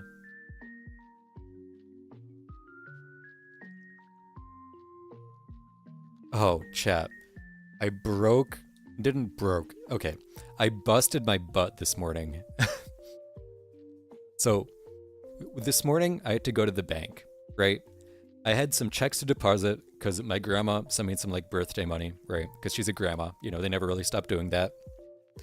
And then I had to go to the grocery store after. But the thing is, I also wanted a roll of quarters, right? Because I have to do laundry. So I was just like, okay, I'm at the bank. I might as well get one as well, you know? Do two things, kill two birds with one stone. I'm doing well, Pizza Boya. Hope you're doing well too.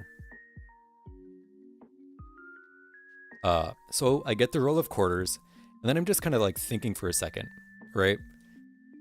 Because I realize if I put a roll of quarters in my front pocket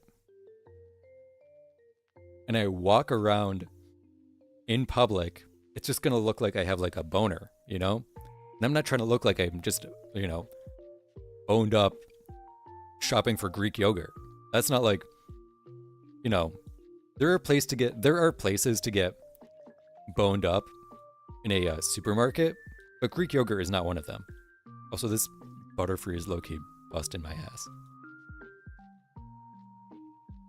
So I'm like, okay, what do I do instead with this roll of quarters that I have? And then I remember, I'm wearing pants. I have a back pocket too. So I put it in my back pocket and I immediately forget about it, right? So I'm walking, I get through the grocery store, I get my Greek yogurt because that's the only thing I needed from there, and I start walking back. I get back home, everything's fine so far, and I go to sit down at my kitchen table, and I miss the chair, somehow. So I land on my floor, and I feel this like, I don't even know how to describe the sensation, but it's like I hit my funny bone, but on my ass cheek. And I remember that I have this roll of quarters in my pocket. And it hurt so much. I don't even know, like on a scale from 1 to 10, if 1 is like stubbing your toe and 10 is giving birth, it was probably like a 5, right? It was pretty painful. For some reason, I didn't think asses were that sensitive, but apparently they are. So I get up off the floor, and now I just have a roll of quarter-shaped ruse in one of my butt cheeks.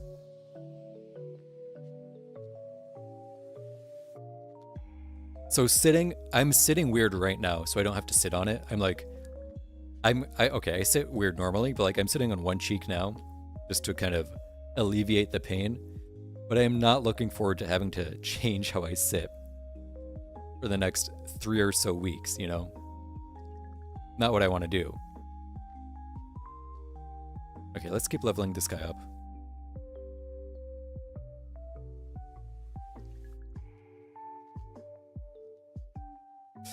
It was an experience. That's how I'll finish up.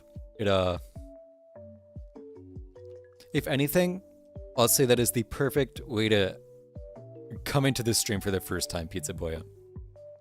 Because I have plenty of stories of me being clumsy like that.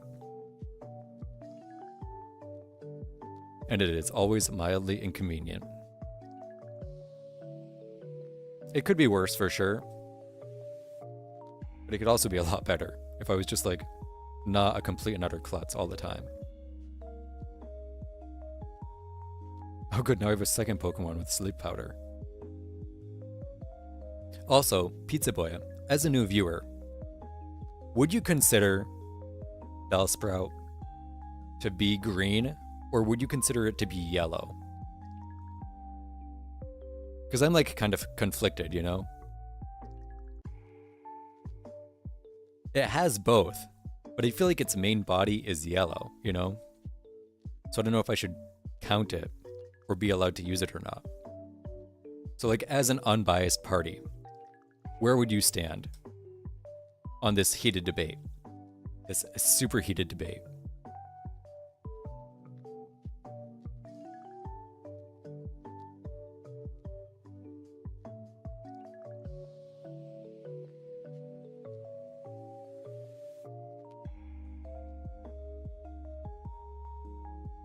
A great ball. That's great.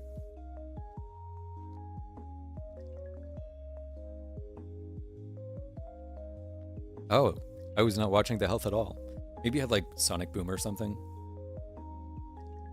Well, that's annoying.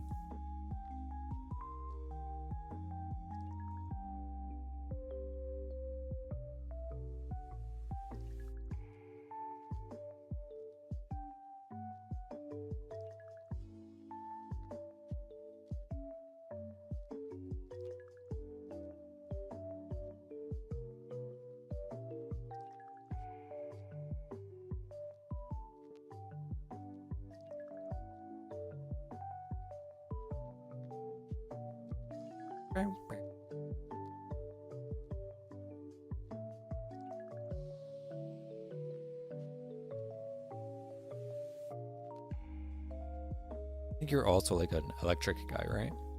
Oh no, you're water. Or maybe just mixed. Well, that's annoying.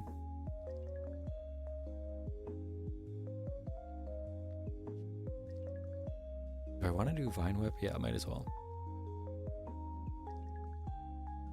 This thing's kind of slow, huh? Also, what level does it evolve at? I feel like this thing should evolve around level 13 or 16.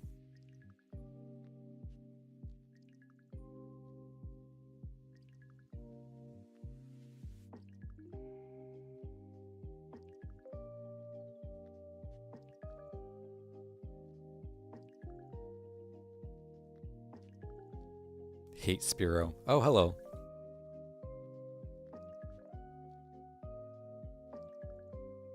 I hate that one of my main attacking moves is still just tackle. Poison powder. You know what? I already have someone with a sleep powder, so I might as well.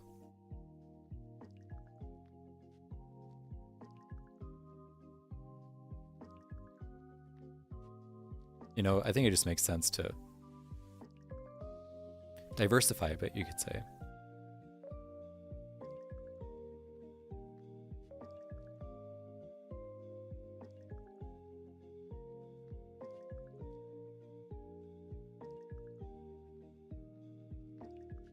Easy ban. Nice and quick.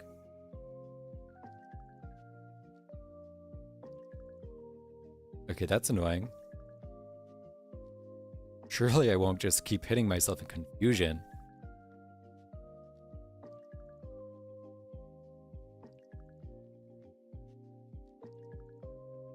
Okay. And back across we go.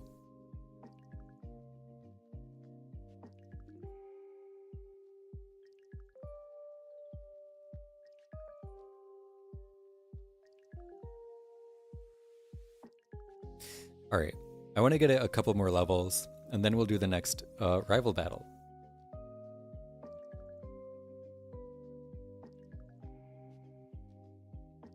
I wish I had Surf. I'd love to go get that little Mew that is surely there.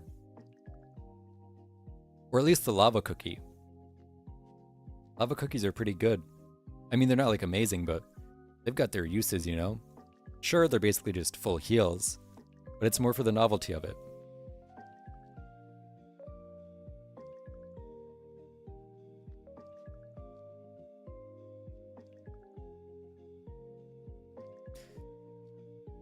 Okay, I'm gonna swap out for this one, just because it's better to not let it die.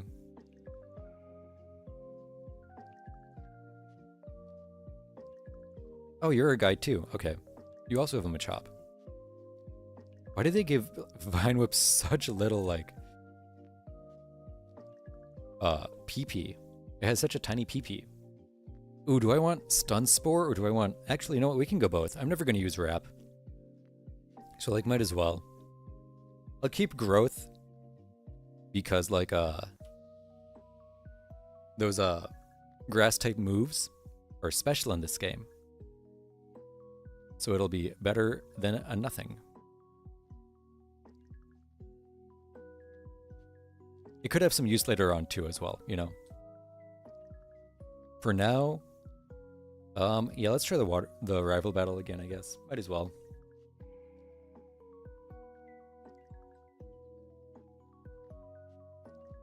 Having 2 Pokemon now instead of 1 will hopefully be easy.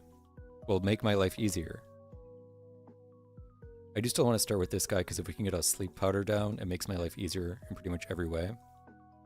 As I'm sure you can tell. Hey, maybe we won't even need it this time, you know? It Loki looks like we might not. If we keep banking these, let's go for the leech seed on this one to start. And now let's go for the sleep powder. Damn! You're just getting all of these. Okay. Oh, the eradicate.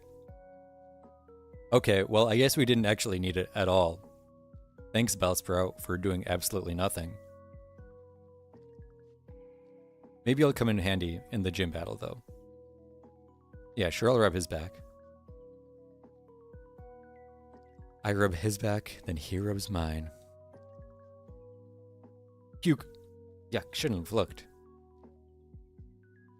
Yeah, I'm the same way. I don't get grossed out by a lot of things, but there's something about vomit specifically that really I just hate. Like in 3rd grade, there was this time this kid just like threw up all over the table that we were sitting at, just like randomly. And this wasn't even like at lunch. This was just like at a hexagonal table in the classroom. He just threw up and it got everywhere. And I literally screamed. I screamed and like ran out of the room because I knew if I didn't, I would probably also throw up. It was so gross. Luckily, I don't see people throw up too often. Because I hate it so much, you know. I've set up my life so that I don't have to deal with vomit on a regular basis. And I'd like to keep it that way. Which is why I never plan on going into healthcare or having children. Goodbye, SS Ann. See you later. Have a nice day. Goodbye. Oh, you move really slow for a cruise ship. Kind of a lame ship, huh? SS Ann? More like SS. Blech. I don't know. I didn't have anything. But like seasickness, you know? Speaking of, while we're on the topic of vomit. I don't usually get too seasick when I'm at sea, but I've also never been like at sea on like a rough sea, you know? So it's hard to see if I would get seasick or not.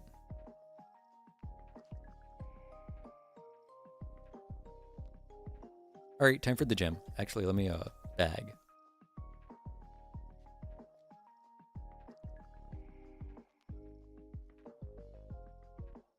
What's at the top? Okay, that's good to know. Okay, they can both learn it. I'm definitely going to preserve my Venusaur a little bit more, though. I feel like that just makes sense, you know? What do I get rid of, though? I feel like I want to get rid of Poison Powder.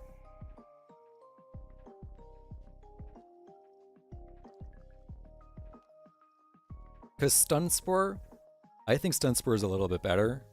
Especially since there are some better, like, poisoning moves later in the game. That's just my opinion. I could be wrong.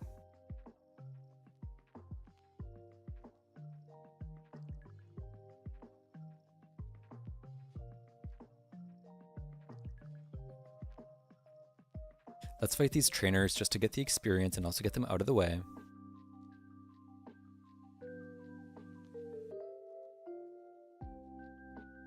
Bro, this is dumb. I hate double teams so much. And of course we get the static right away. Because why wouldn't we also get the static?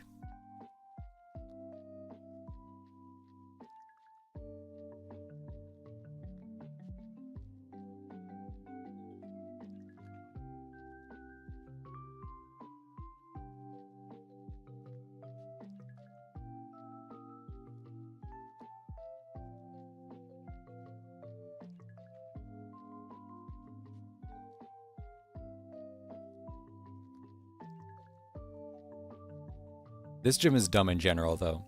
This has to be one of the worst gym puzzles of literally all time, I swear. It's just never worth it.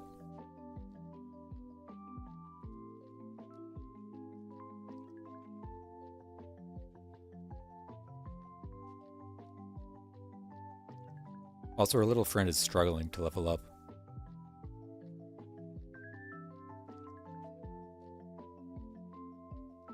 Oops. Oh, what do you actually have? A Spearow? Farfetch'd? No, it's not green. Although it does have a green stick. I feel like, especially if it's the accessory to a Pokemon, it should definitely not count as green, you know?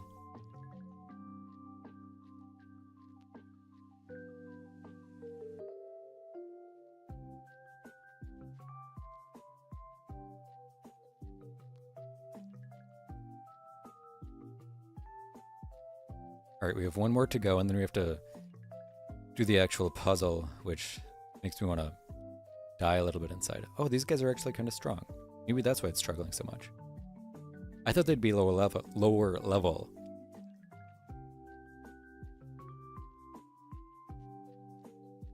Oops, did not mean to do that. And there we go. Nice and easy. No problem there, see?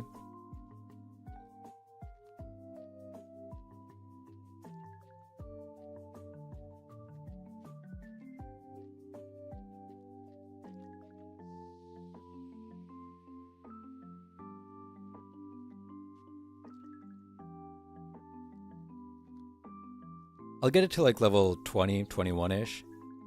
And then we'll do the gym.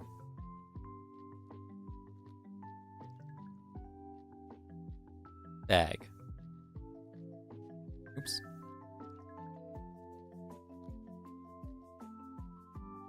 Ooh, we got 2 ready. Well, let's go. I mean, both are going to be annoying because they're both going to have to be switched. But that one seemed more annoying. Ew. Go away, you loser. Bro. This is insane.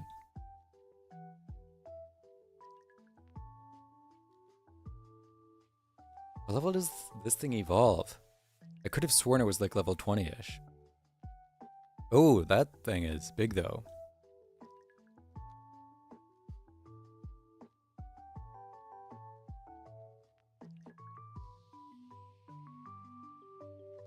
Oh, she has more than one? She's the Pidgey. Oh, we might actually lose this.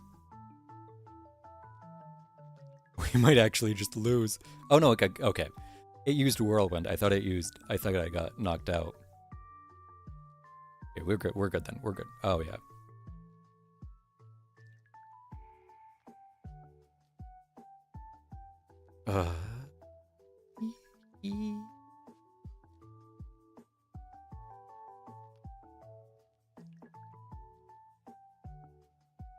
This is so annoying. I hate paralysis so much, dude.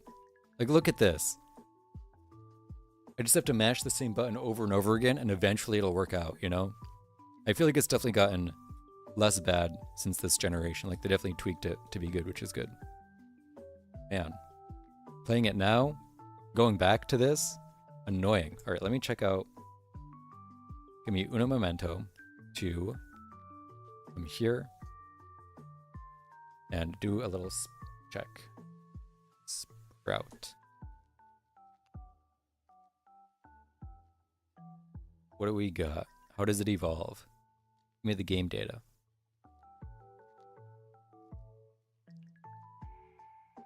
It's actually doesn't have terrible stats. For first stage. Oh, level 21. Okay. We were literally one step away. It's like the mining meme, you know?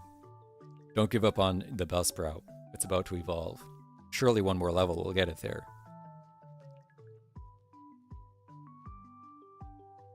Another guy, so let's go. A Seeker. Okay, just this one is interested. Makes sense. Those two are too busy trying to get down, if you catch my drift.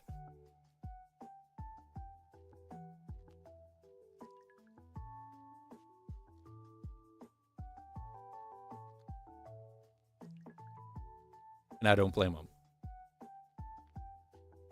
I do not blame them. They can do what they want, you know?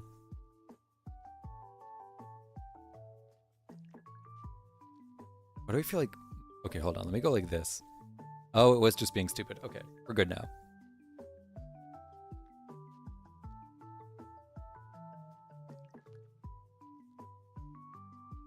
What do we got? Okay. Let's go over here and do some. I wish I still had access to the SSN. Maybe there's somewhere over here that's better for the VS Seeker. Yeah, like maybe right here. Just the old man. What a lamey.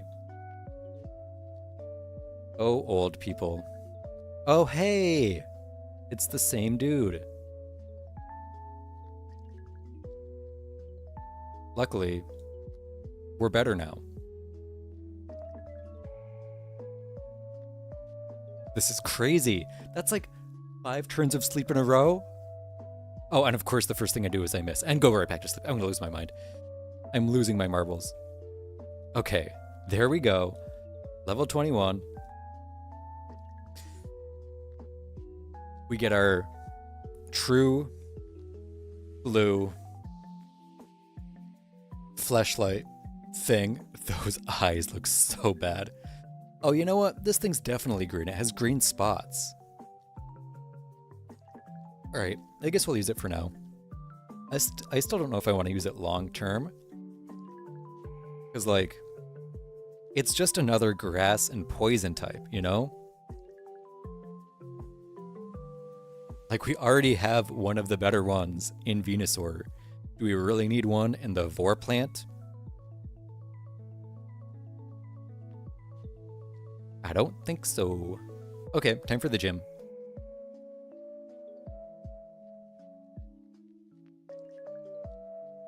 Okay, let's see now. This puzzle is so dumb.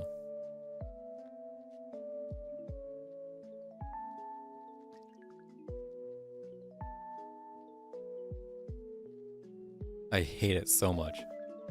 Like, genuinely, who thought this was a good idea? Bro.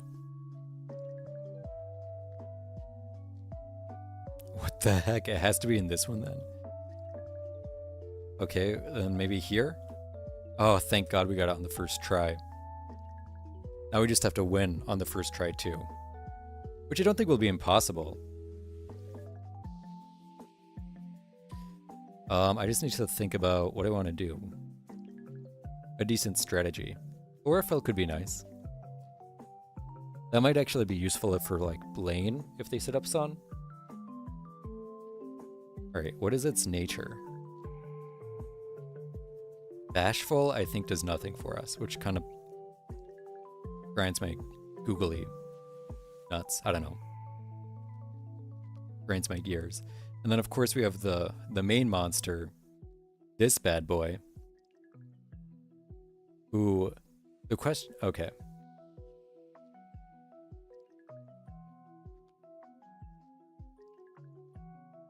You know what I am going to do right now, though? I am going to save state, which I don't want to usually save scum or anything, but, like, this fight is just so obnoxious that, or not this fight, the gym is just so obnoxious that I'm going to do it. Yeah, it's probably all the people that are interested in, well, you know, you can see what it looks like. I'd be traumatized too if I looked like that, though, to be fair. Okay, Sonic Boom is no problem because it always does 20 damage exactly. Although now we are low on health, but I think it should be fine because we do a good amount of damage. Yep. Okay. Okay, this thing's kind of carrying. Okay. It did its job, which is clear the way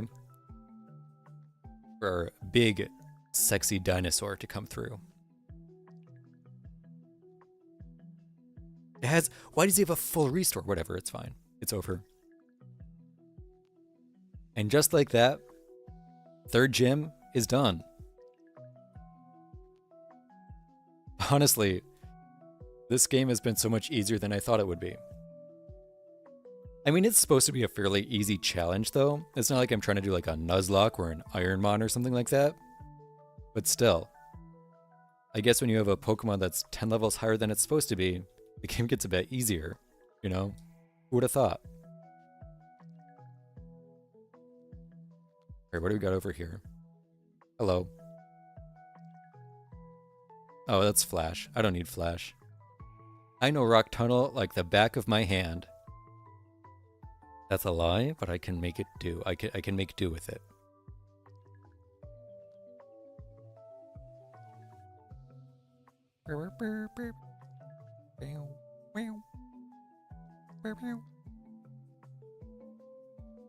Up we go.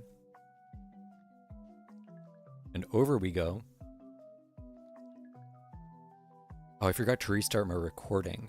I wanted to restart the recording so I had the Pokemon section on a different one, but it's fine. Surely you won't have things that are bad for Weepin' Bell. Okay, you actually don't yet. This is doable. That's annoying, but you're just a worse version of me. Bro. Sleep in this gen is so brutal. I need to remember that. I do want this item, though. Ooh, TM40. I think that's Aerial Ace. That's pretty decent. This guy should be easy, though.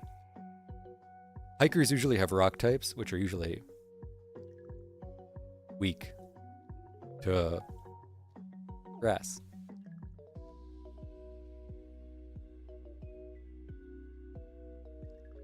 Okay, we are going to switch here, though, because I'm not dumb.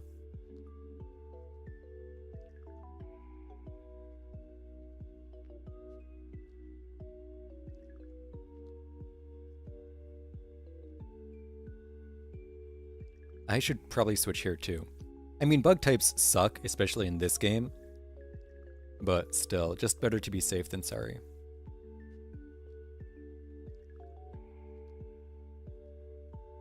Oops. That kind of works out because I wanted to go to the Pokemon Center. Okay, let me get a snack. What should my snack be today? I could have a cheese stick or some crackers.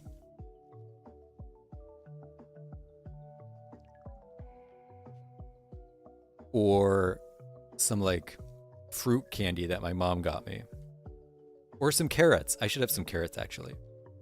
Because I bought them like a week ago and I've barely had any. But they're still good. They're not moldy yet. And they're not like, bleh. Sorry. That was like, I was thinking about the texture of a carrot when it like gets mushy. Oh, from like being old. Oh, it's so gross. It's so gross. Okay, I need to stop thinking about it. God damn.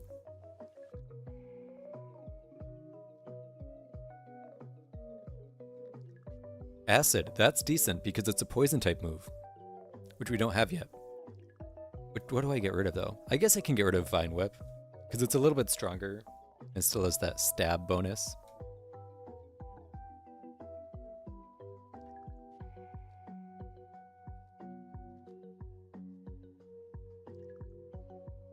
Your bugs. Get over it. L human. Bug catchers. Let's see what we got for healing. Because if I have like a super potion or something that I can use, oh, I have potions. Okay.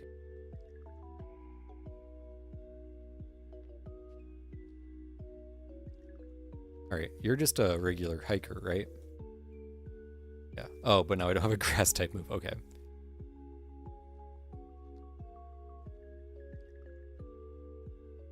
I'm kind of hoping to limit my usage of this guy. This guy being Venusaur. I'll check what's in that grass in a second. Oh, what are you? I actually already know what you are. No, I don't. Are you the amulet coin guy? An Everstone. That could actually be useful. Because we have that Metapod, and if it evolves, it'll stop being green. Surely we want to use our stone on a Metapod. That's definitely a good use of our time and resources.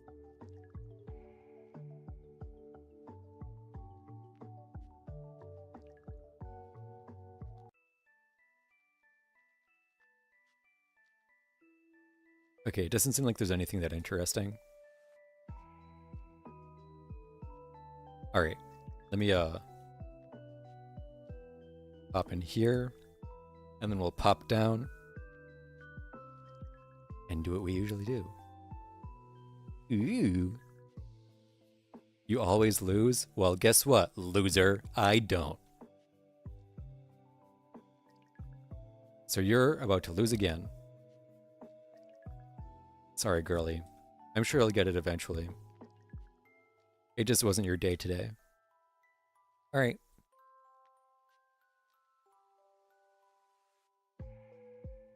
All right. Rock Tunnel is annoying without way to see, but I know it pretty well. I've navigated it like 30 times at least, so I should be decent here. Mankey is not something we're looking for right now, but thank you. Okay, I'm gonna go get my snack. It'll be carrots and probably, I don't know. I'll get carrots, probably some crackers. I'll probably skip the cheese stick for now. But I'll let you know when I get back. It should be like 30 seconds. In the meantime, tell me your favorite color. If you're here.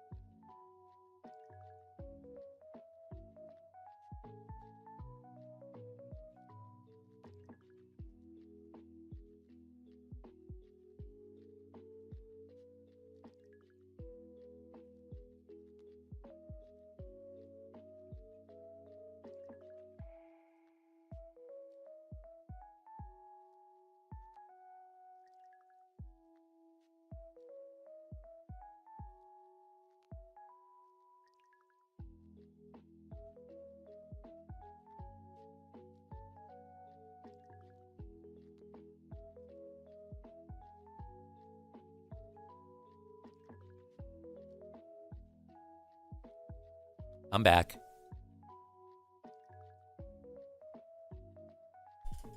You know what I've been noticing?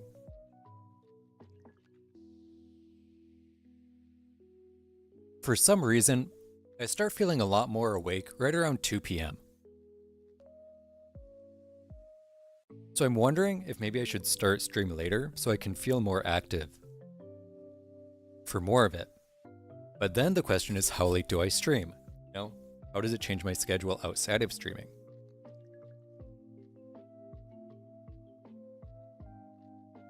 Which is something I haven't really thought about.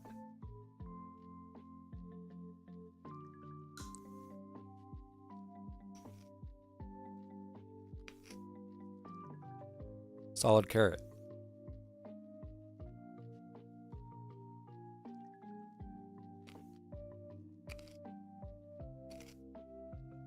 All right, here we go.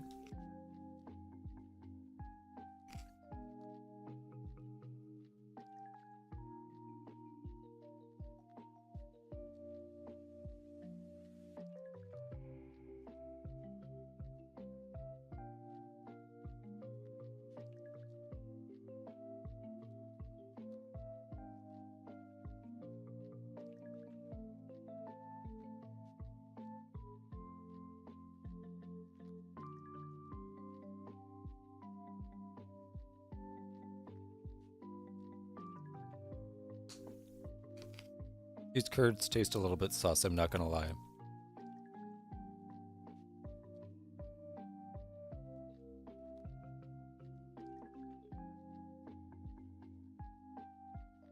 But it also could have just been the one I was having. We'll have a couple more before I abandon them.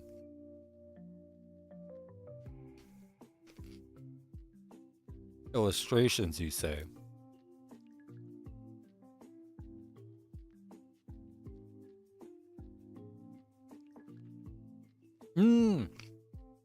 No. Oh well. That doesn't mean I have to go back though. Not green too.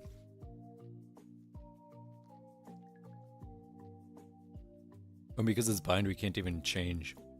We just have to let him die.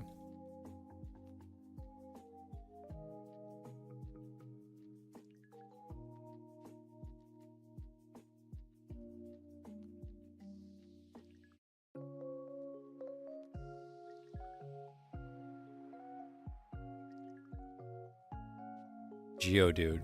If you were just like a little bit more green, I'd add you to the party so fast. But you're not, so I won't.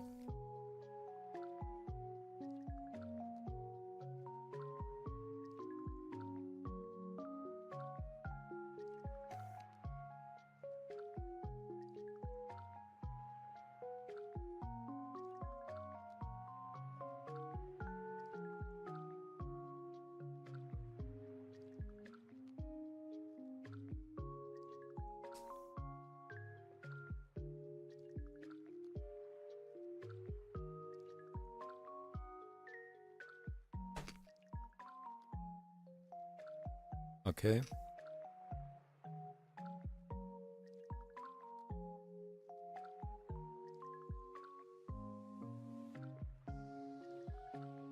I believe up is where we want to go next. Yeah, I think I'm right.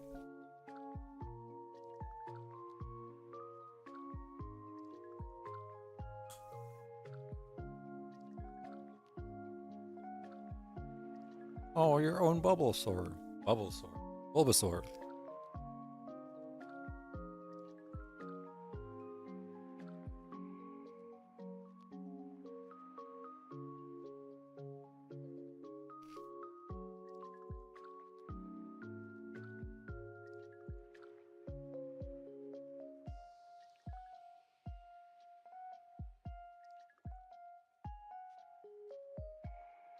I was gonna switch, but then I was like, it doesn't have a good way to hit it.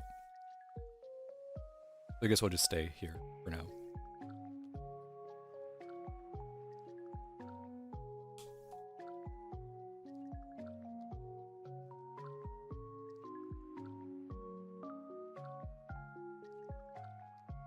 Hello.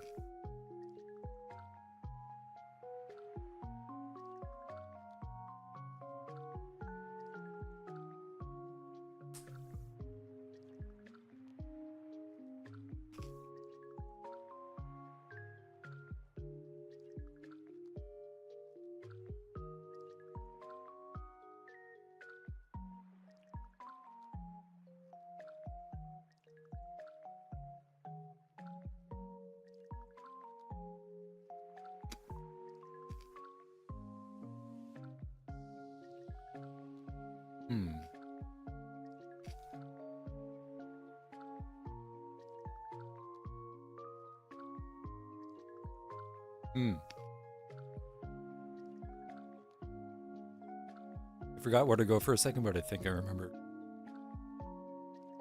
Yep.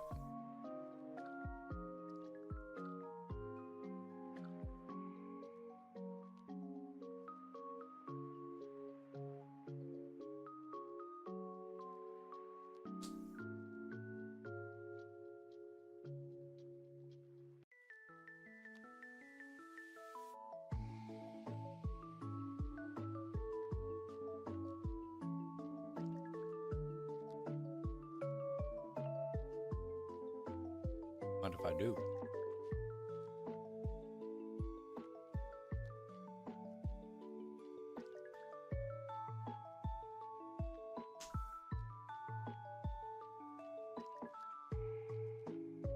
Mother, where am I? I am lost right now.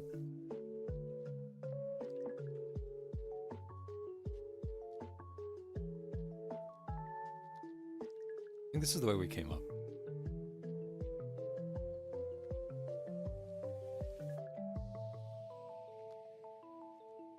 Pretty sure this is the way we came up.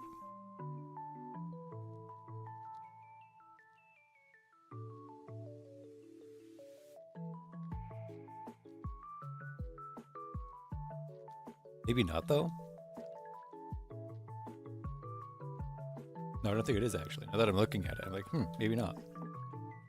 Yeah, it's not. Okay.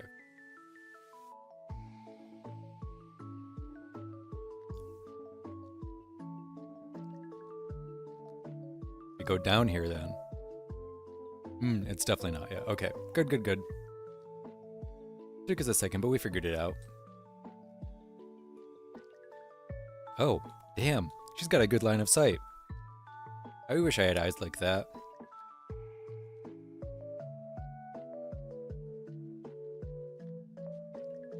Green 2. Okay. No! Okay, we can't let him evolve. Stop your evolution. I don't need to turn on sticky keys, though. Okay, good. We almost lost him. That would have been a tragedy.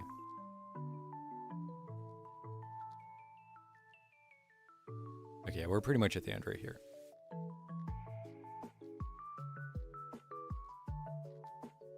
Or not? Question mark?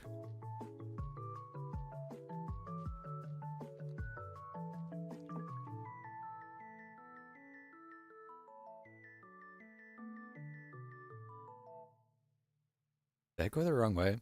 Okay. I definitely at one point knew how to do this without Flash, but now I don't really remember. It's been years though, you can't blame me.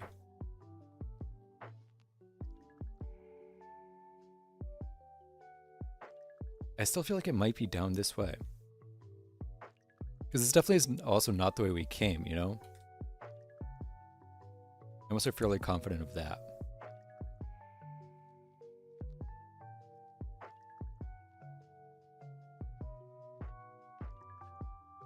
Okay, this might be the right way then.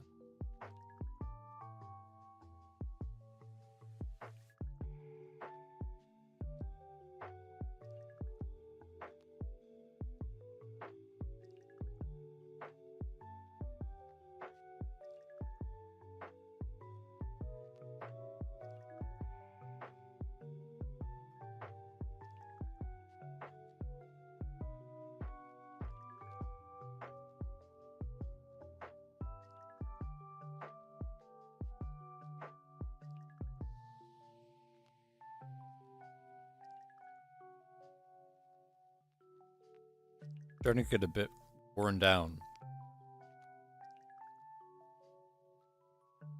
Not in a good way. Not that I think there really is a good way to get worn down, but you know what I mean. Okay, now we're getting there.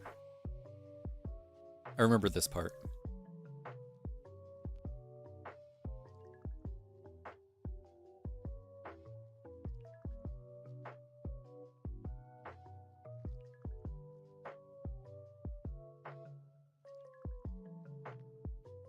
And I of course remember just how annoying these guys are to run past. Because man is it annoying.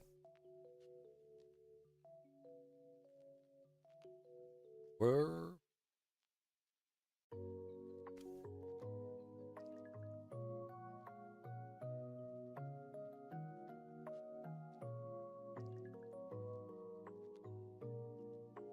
Insane. That was like 4 turns. I don't think that can even happen anymore.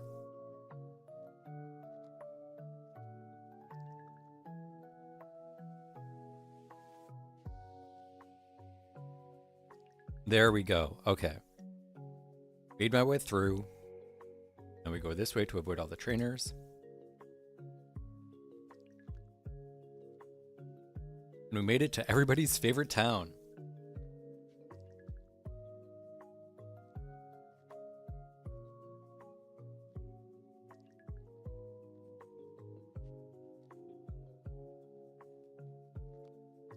We're going to completely annoy for now, or ignore for now.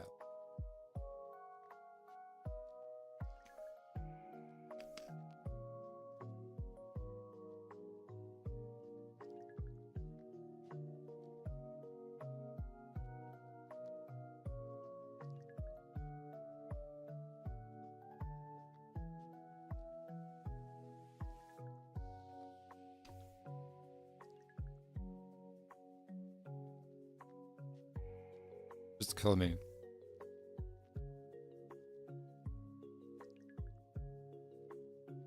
Bro.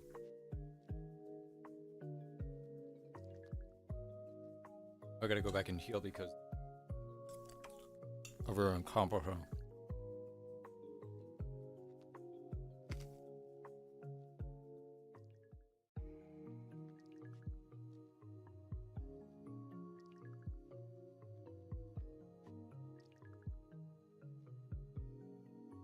I am trying to avoid everyone right now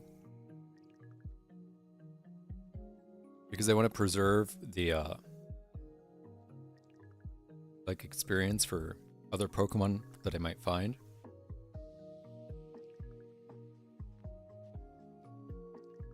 Because I do know one that I want to add to my team. Actually, I know two. But the thing is, this one's going to be really annoying.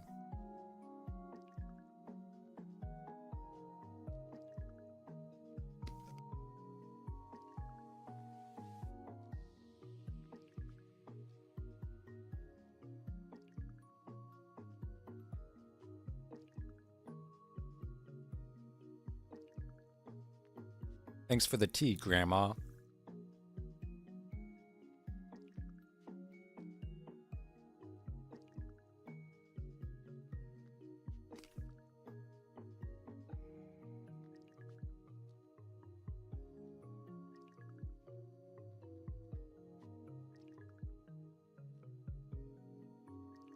Okay, nice and easy there.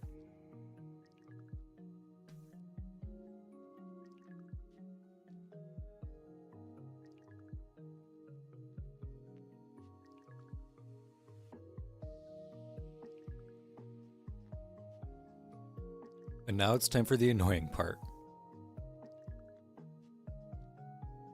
If you remember earlier, I was talking about shiny Pokemon.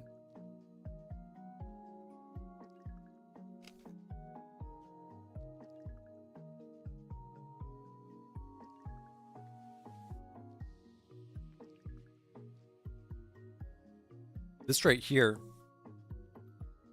is an Eevee, which I believe can be shiny. One of Eevee's evolutions happens to have a shiny form. Or one of Eevee's evolutions happens to have a green form. But only in the shiny. I'm sure you can see where this is going. We have to pick up the Eevee. No. We have to check. We can see it is not shiny. Which means we come up here.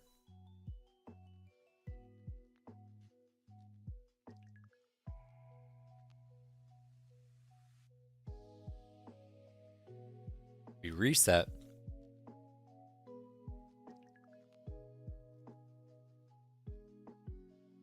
We do it again. I think this is how this works. Let me do search real quick though.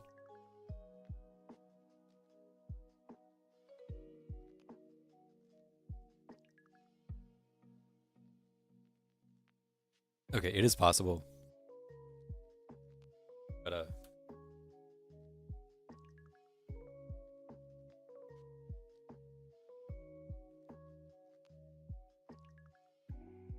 this whole thing. And we have to do this for a long time.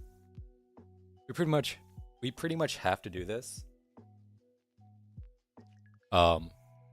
We get it. And at a 1 in 8,000 chance,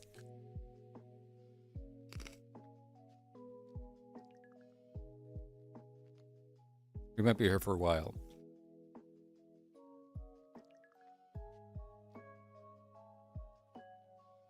But we could also be here for not a while.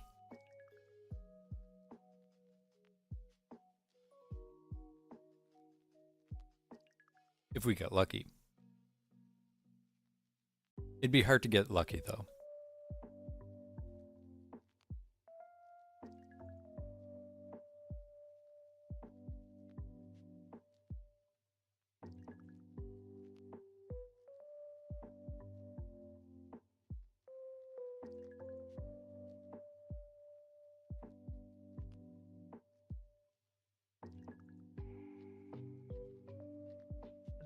And here we go, the really fun part of this game. I don't know why I keep going to the next slide. It's not like it matters. I'll just see that it's shiny when I get it, you know? Not like here, but like here. It's not shiny, in case you were curious.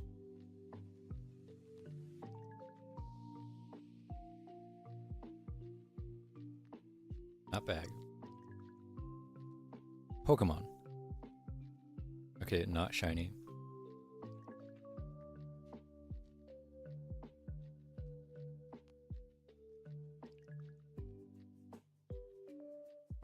Not shiny. Hasty Nature's not bad. It's just not. Nothing we can do with it if it's not the right color, you know?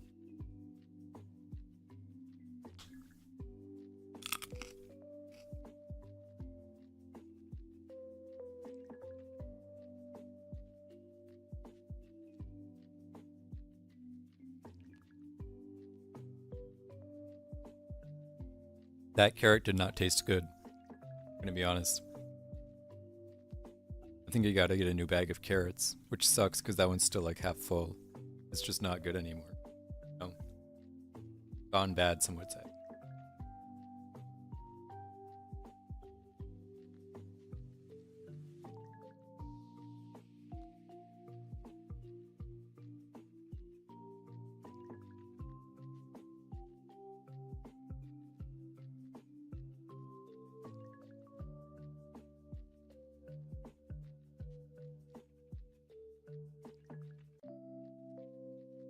Gotta love this.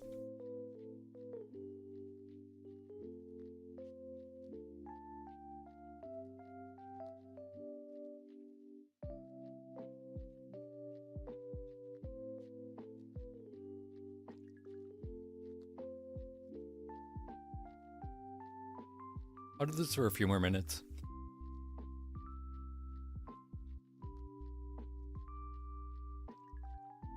And then maybe I'll switch to Elden Ring for a bit.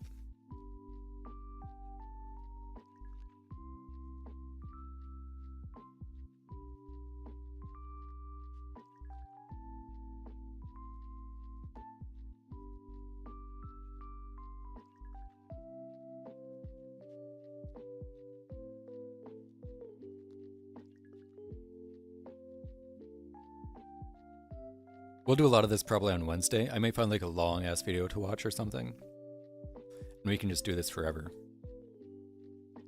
People, for some reason, I guess like watching shiny hunts. I don't fully get it, but like, you do you, you know?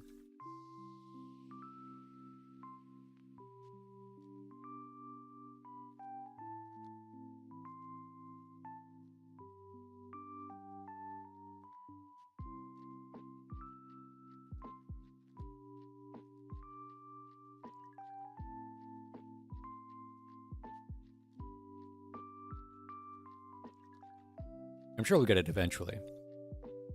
I should probably be keeping track. I think people like that too. But I'll start that another day as well. I don't know how to keep track if I'm being honest. I know some kind of counter would probably be easiest, but I don't know. Like what kind of counter, you know?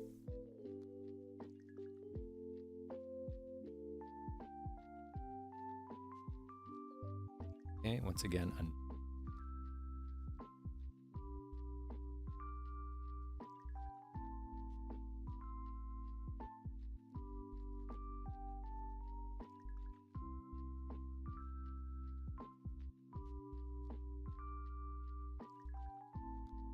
one of these times we'll get it.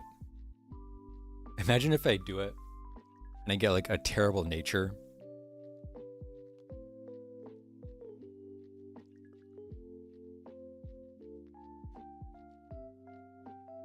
It's gonna know.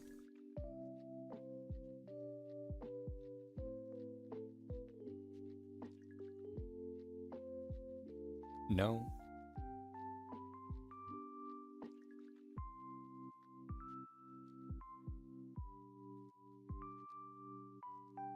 No.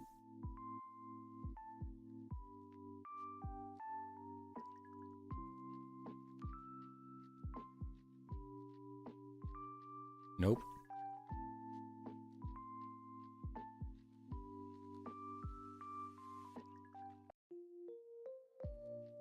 Nope. One of these days we'll get it.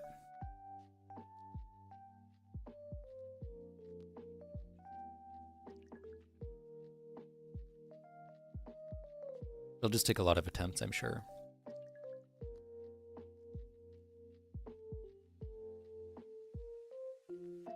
It's just I'm trying to figure out like the rhythm to it, if that makes sense. So like to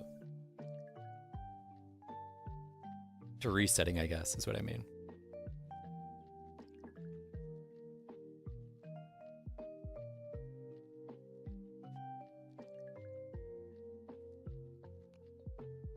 Okay, I think I'm figuring it out.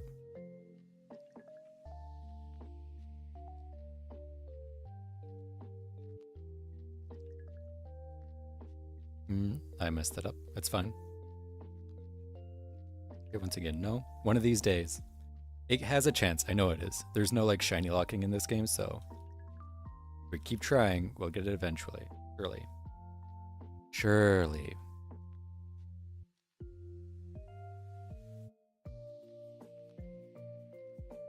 That is not what I'm looking at. But oh, you didn't even pick it up this time.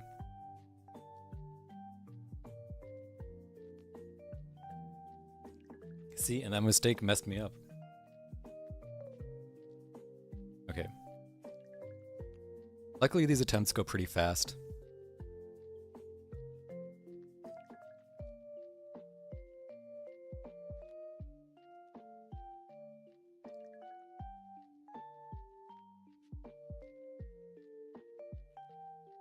And we're only getting faster.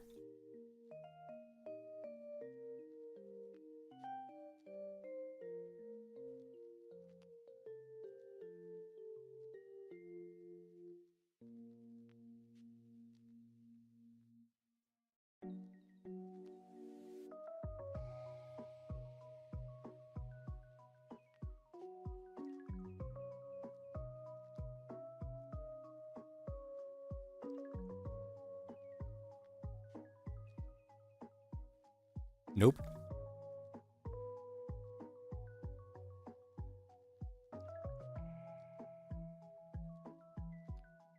I'll go until 2:35.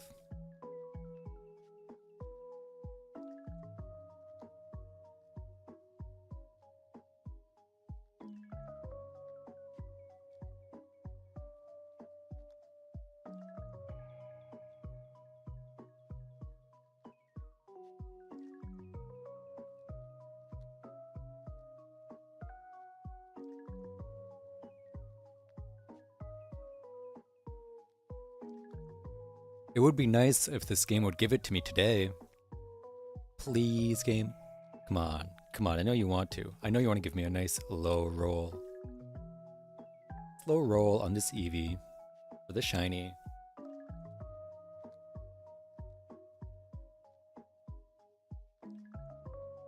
Oops, nope.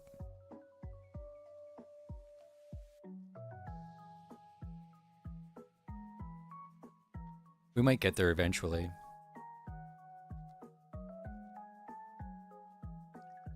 We will get there eventually. It's just going to take a while, I'm sure.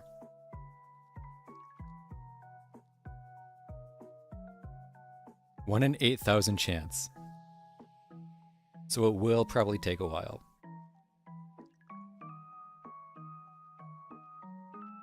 Unless we get really lucky, which isn't impossible, just improbable.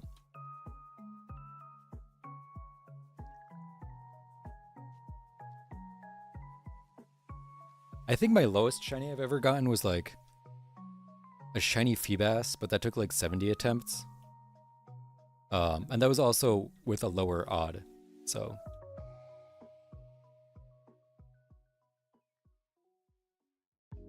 Because it was in a newer game where they lowered the odd in general, and then they also gave new ways to lower the odds that don't exist in this one.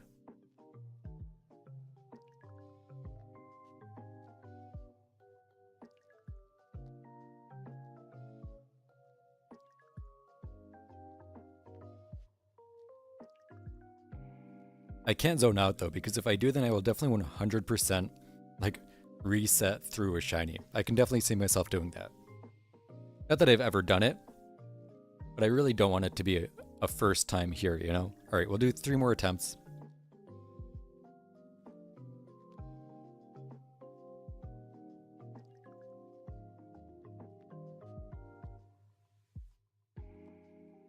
Oh, I didn't even grab it yet. Okay.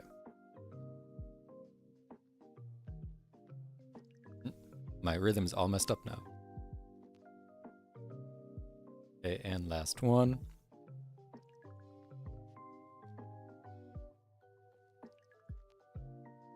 And no. Okay, and that's fine. Let me just Control R. Let me get one more going. Then I'm gonna save state right here.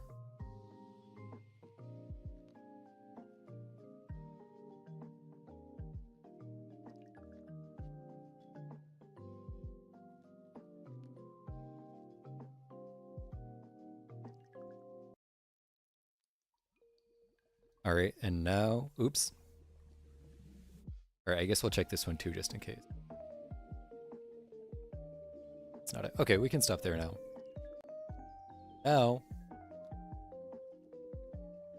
let's do some Elden Ring.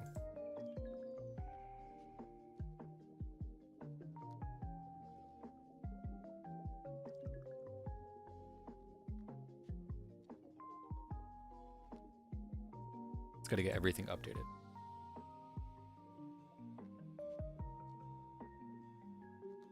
Let's go to you. And stop the music because, well, we're gonna have our own to listen to now. Yeah.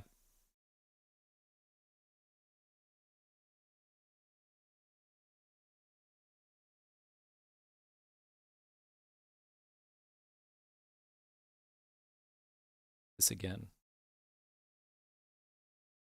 Ah. I forgot that we were looking at feet before. So I just got jump scared by feet a bit. But we're good. We're all good. I'm gonna have to change the layout a little bit though. It's because I feel like this won't work as well for Elden Ring. Maybe we do like, maybe we just make it smaller in general. We also got to turn.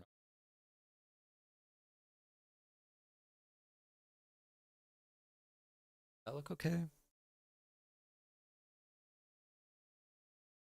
I'm a little worried that this will be like, I feel like it just kind of takes up a lot of the screen.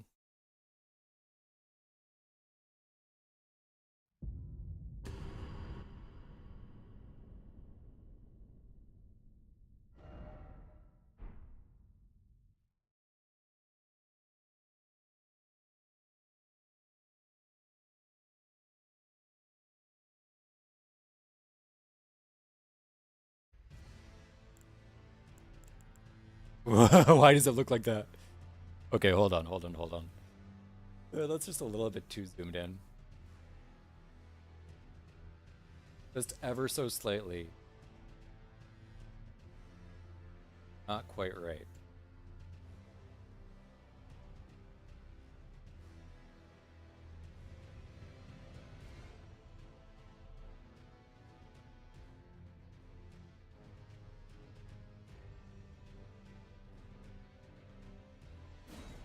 All right, and then I think I'm gonna need to move myself a bit too.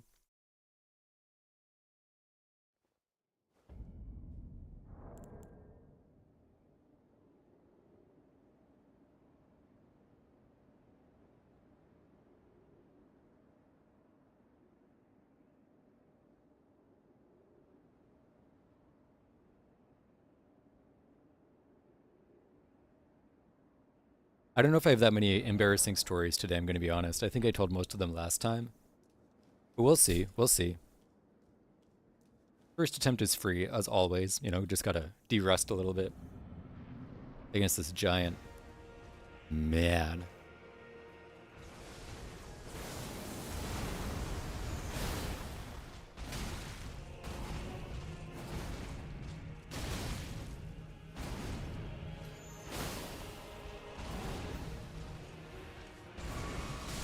I hate that one.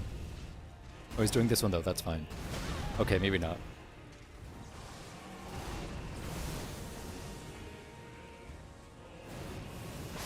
Okay, I forgot I can't run that way, but I feel like I didn't have enough room. First, death is free, like I said. We'll start tracking now. And every 10 deaths is another embarrassing story. If I have one. I might not, I might not. I've lived a fairly embarrassing life, but I don't think I have enough for like 600 deaths or whatever most people take, you know? Yeah, that was dumb of me.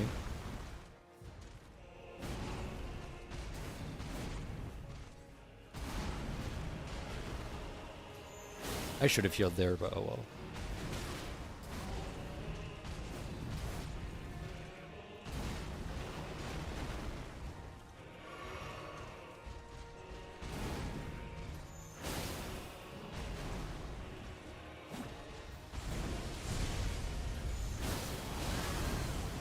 Yeah, that's the one I hate.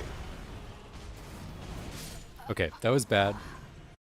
But I feel like I kind of get in a rough spot physically. Which of course is why it was bad.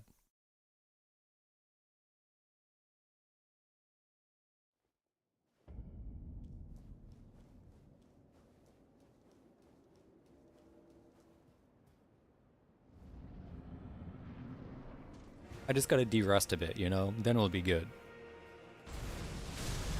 Man, why you gotta do that? I hate that move so much.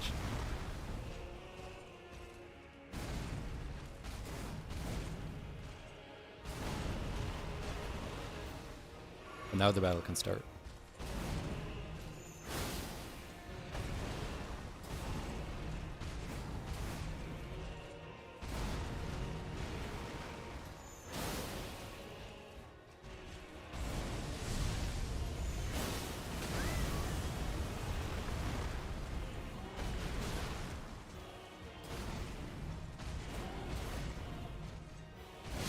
What? I feel like I rolled perfectly there. Okay.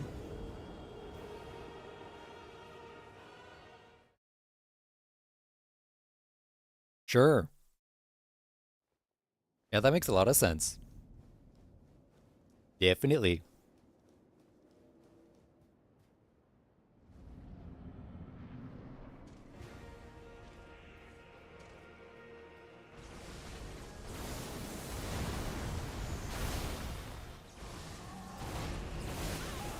How did that hit? Okay, whatever.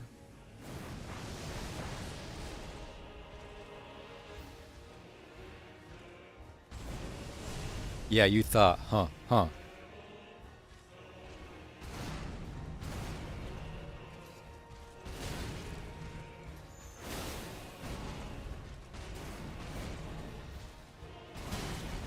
Why am I getting hit by that all of a sudden?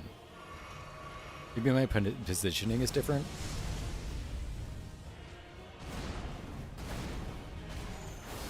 Yeah, that was on me, that was on me. Okay, that was all on me.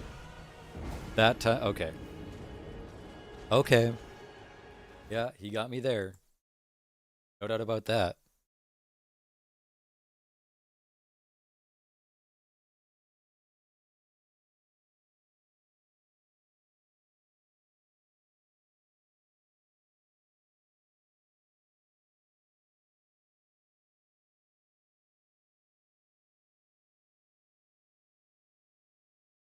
Take 3.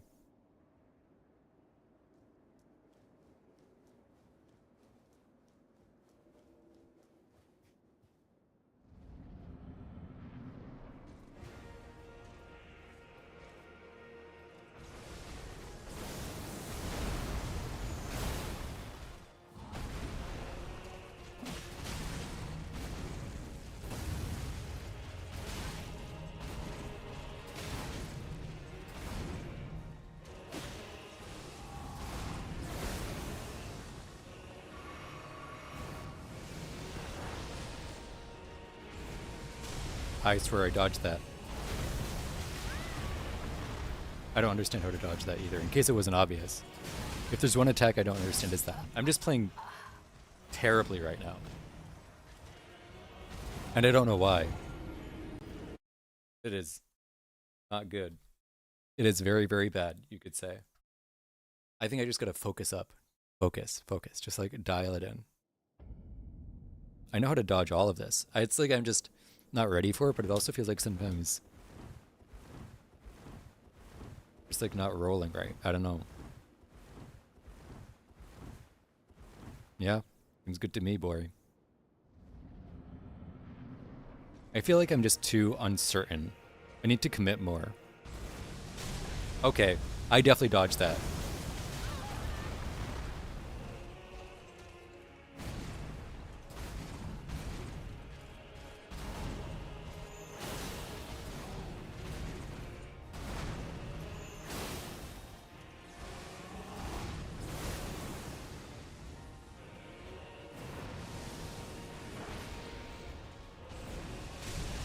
I hate that attack so much. I just don't get it at all.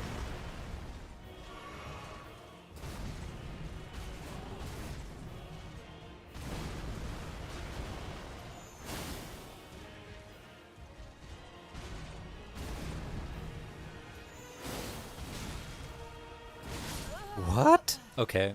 Okay. That was better though. It's just that one. Okay. Those two stupid attacks, but especially that one. Like suck one. Hate that.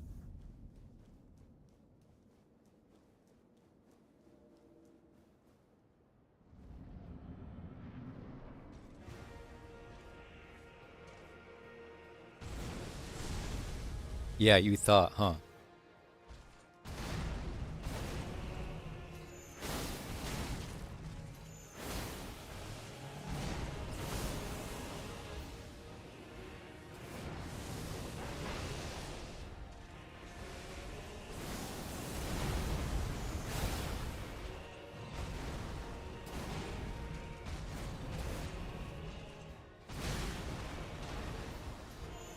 Maybe it wasn't my timing that was saving me before, but my positioning.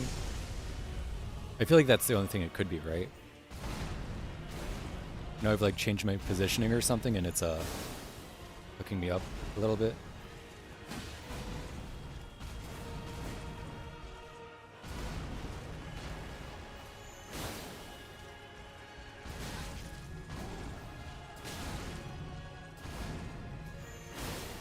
I should have healed instead.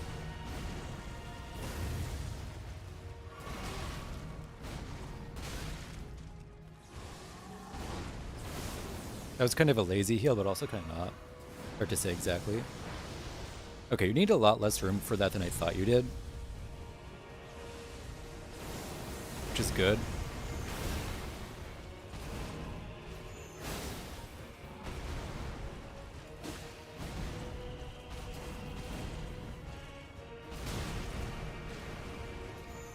Okay, and there's phase 2. I'm just low on health and out of mana, which is not great. What a great way to start.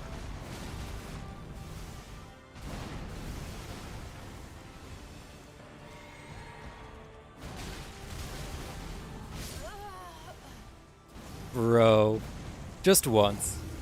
Just once I would like to get to the second phase and not die within 3 seconds. Just once. It's just like it hurts. Because, like, I feel like now that I've warmed up a little bit, the first phase doesn't feel all that hard. It really is just Mikola.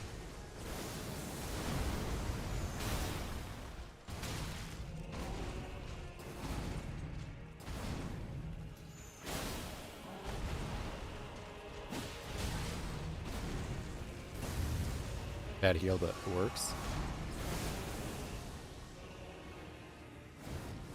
Is it really a bad heal if it works? Yes. Because it could have not been a good heal depending on what he did next.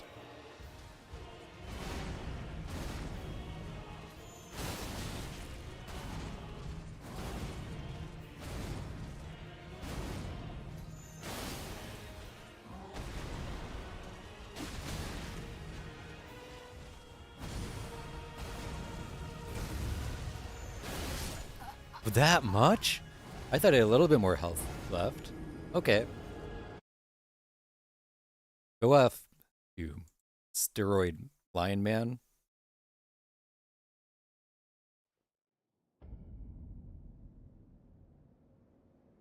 I gotta find my water bottle. Be right back.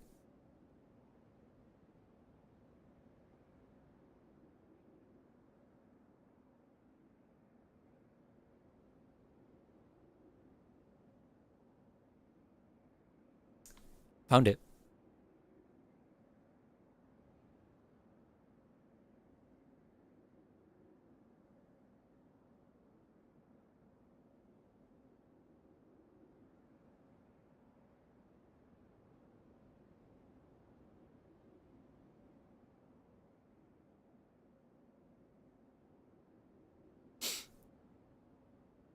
This might be a hot take, but if water isn't your favorite drink, you have irreversibly fucked up your palate. It's okay to enjoy other drinks, but water just, it is the GOAT, you know? Like, there are plenty of other drinks that are good, but nothing should be your favorite except water.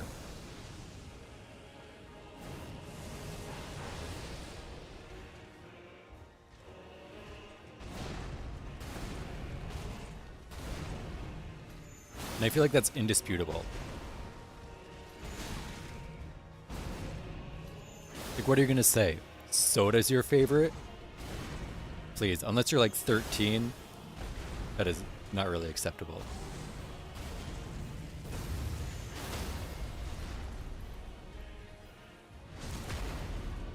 Orange juice.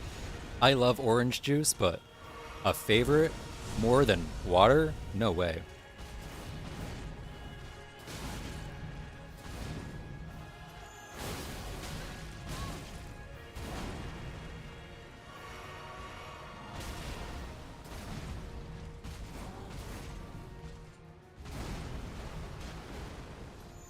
And if coffee's your favorite, you are either the type of person that puts just sugar and cream in your coffee or like flavors it to hell and back, or you have a severe caffeine addiction.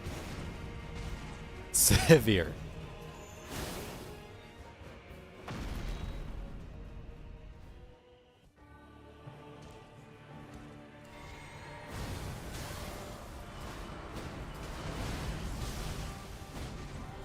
Okay, you know what though? I kind of managed to dodge that one, you know?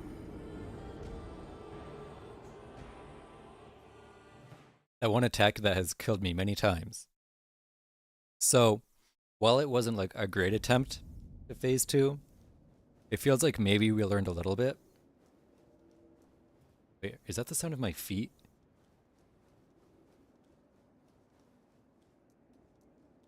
Hear that? Damn.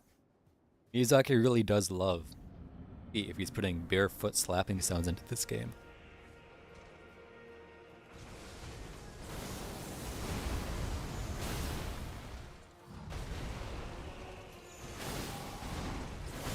Okay, that was my fault. I got greedy, and it almost worked out. He stopped doing that one attack I hate, though, which I've noticed, which is interesting. It's like the game knows I've learned it a little bit. And it's like, no, too easy. Okay, yeah, that's it. Oh, what? I'm not playing well this attempt. Yep, I knew it. Hey, good death number, though. We got here. Good death.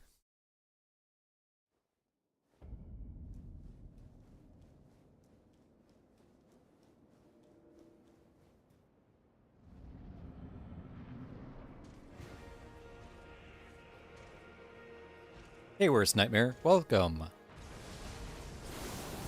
Okay, that was... Okay. Okay, great start.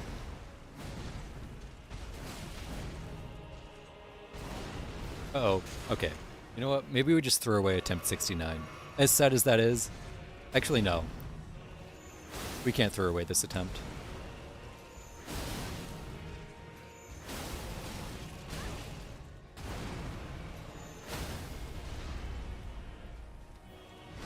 Yeah. Yeah, exactly. I'm fighting to prevent their next 69. And you know what? I'm not going to be able to, let me tell you.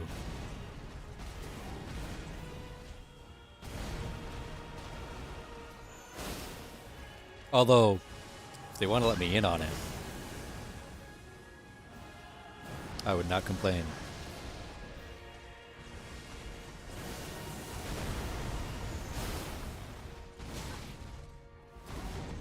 How did I dodge that? I feel like I should not be alive right now.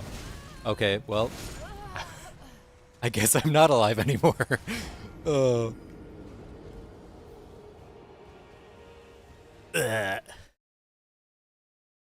Okay, well, time for an embarrassing story.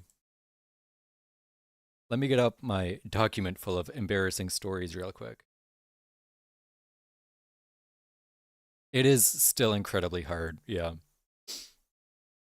Which it's supposed to be. I don't mind the difficulty. I don't mind hard things, you know.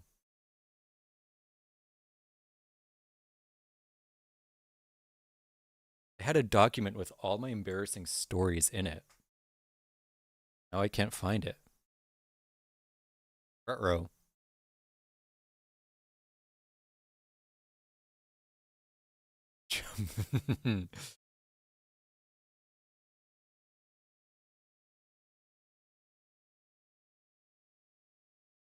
It go.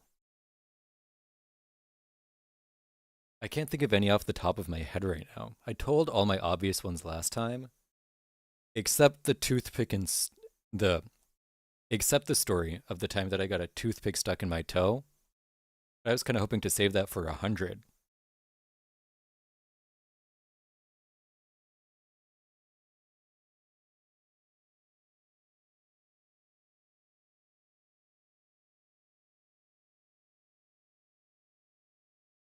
I don't know where it went.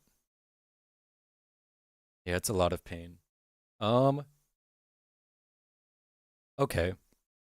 I guess I'll just tell the story of the time I got a toothpick stuck in my toe then. Apparently it disappeared. Let me check, hold on, let me check one more place, which is my recycling bin.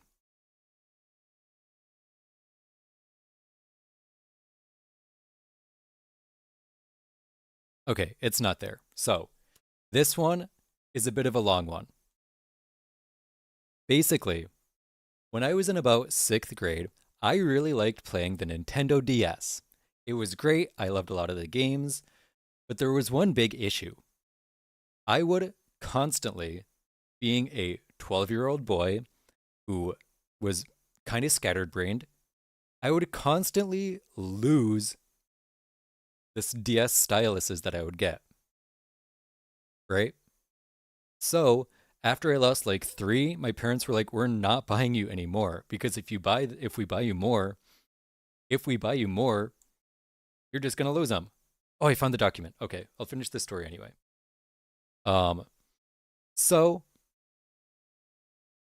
I decided I don't want to use my finger, and instead, I started using toothpicks. For some reason, I was like, yes, toothpicks are my solution. Because toothpicks are cheap and they feel similar to a stylus. So, like, why not? You know, what's the worst that can happen? Well, what I'd failed to consider is that I would still be just as scatterbrained and lose the toothpicks as often as I did the styluses. Right? So basically, I was littering my house with pointy sticks of wood just everywhere. In the living room, in my bedroom, and most importantly, in our basement. Because the basement, for some reason, had this carpet that was like really knotted up, right? So like things would like get stuck in it and it would be really hard to get them out. And that's pretty much exactly what happened to a couple of toothpicks. So one day, I was playing with one of my friends and there was a power outage. So we were like, oh, we should go in the basement with our DSs and play some Pokemon down there. And what do?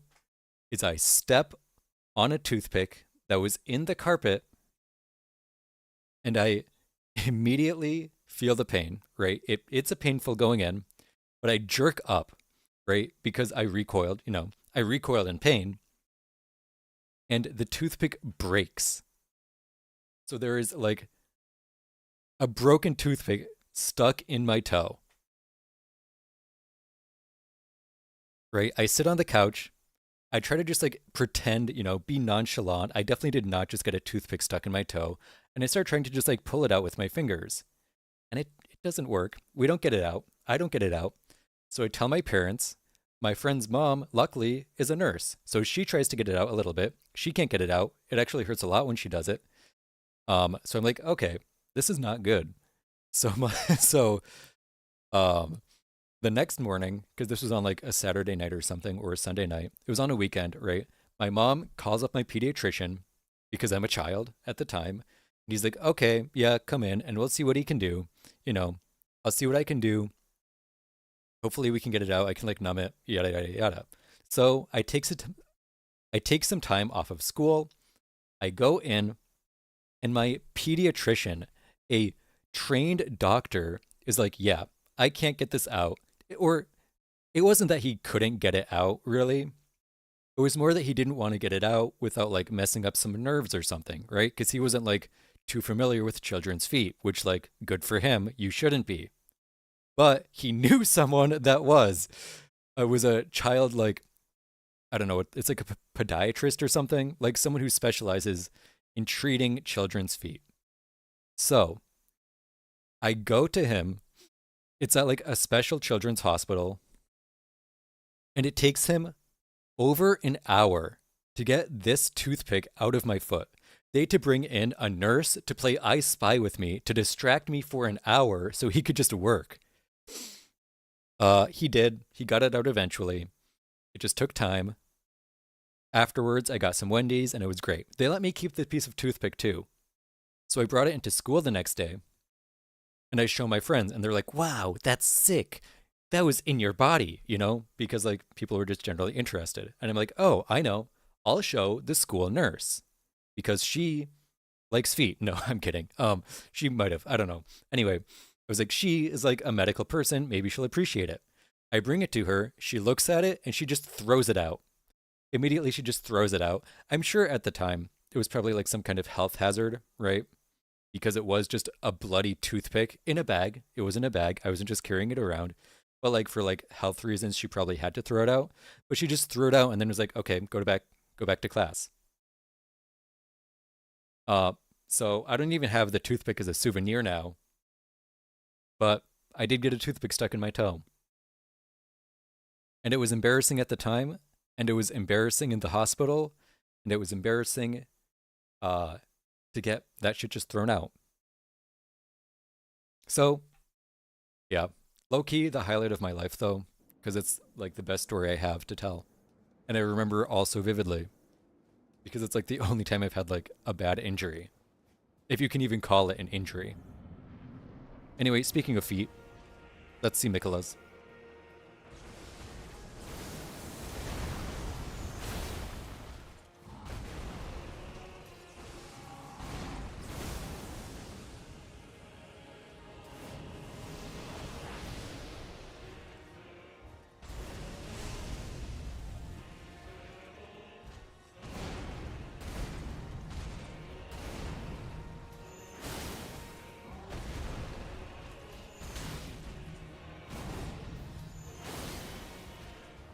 It is the Mikolester now, yeah. And honestly, I'm glad.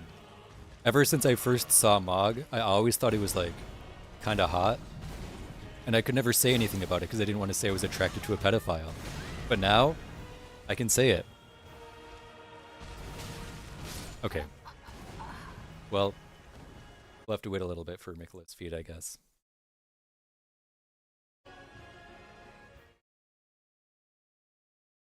He did.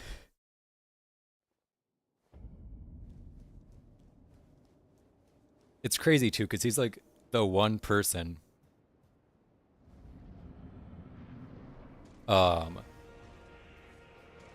wouldn't go for Mikola, right? That Mikola couldn't like charm. Bernala's cameo? No, I don't. I mean, I remember it. I can see the feet very clearly even now, but I don't have a way to access it easily.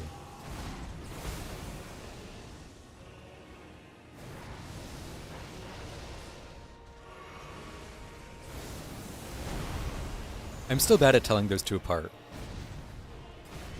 Yeah, I just like, I see purple and I'm like, yep, that's gotta be it.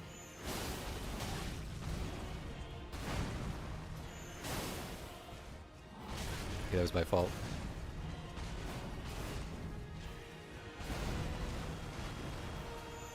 I should have healed. I thought I might get a knockdown, but I didn't. I know I'm gonna pay for it.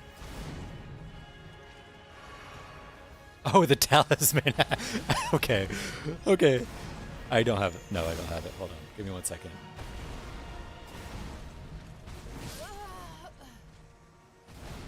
It got a buff too? Okay, hold on. Let me check if I have it then. Alright. I mean, if it does a lot, if it makes a difference, I'll definitely check it. I've just been... Is that like new to the DLC? Because I think I've just been using the same ones from the base game. Oh, I guess the twin turtle-headed thing. What would I want to get rid of, though? I feel like these are all kind of important. I guess the filigree crest, probably. So ends this. I think I went through that. Oh god, I just have to scroll through every single one to find it.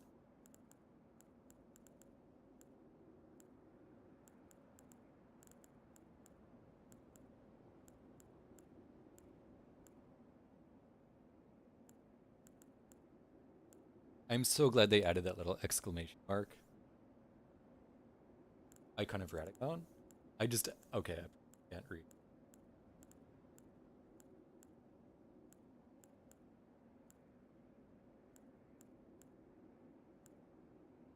Give me a second. I don't remember where... Okay, okay, it's below. Okay. Flame Drake. Bolt Drake. Flying Horn.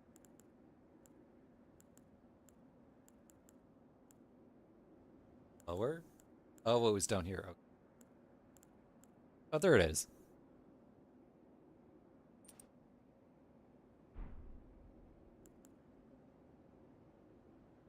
Okay, does it like matter actually how long I hold it for? Actually, maybe I do. I kind of like that.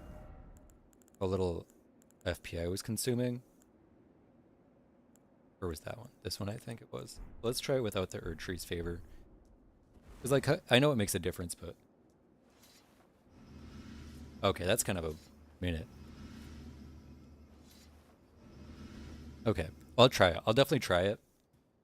I usually just like to grip it and rip it though, so I guess we'll see how it goes. Oh wait, that's... Maybe it's worth it. Okay, that's a... Okay, that's a good amount of damage, yeah.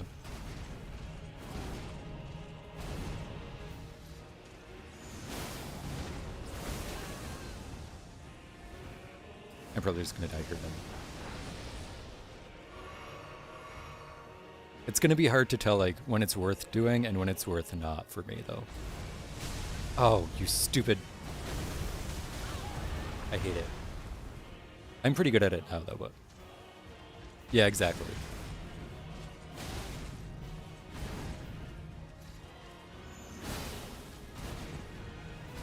Okay, that was my fault. I panic rolled.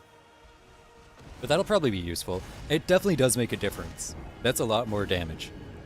I remember because there was a 1 in the thousands place, and now there's a 2. Yeah, it is. That is a pretty huge difference. 45% is crazy.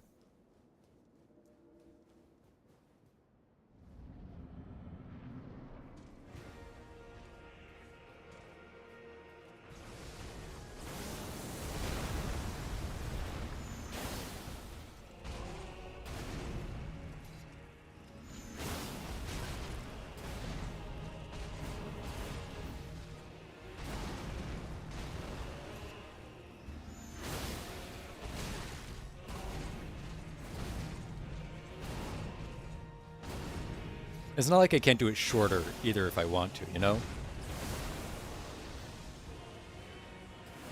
I went the wrong way. Oh, kind of worked out. I don't think I actually have Shard of Alexandria.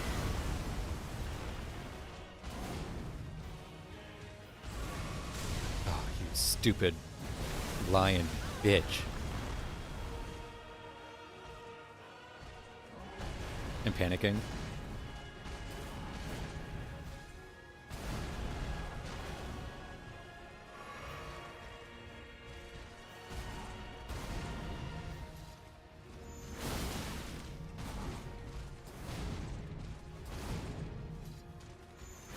Okay, just a little bit too short.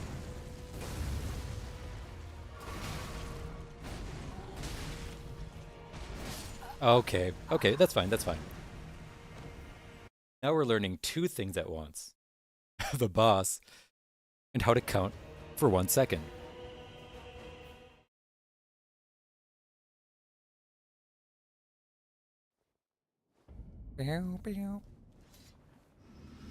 I like the effect too. It looks kind of good.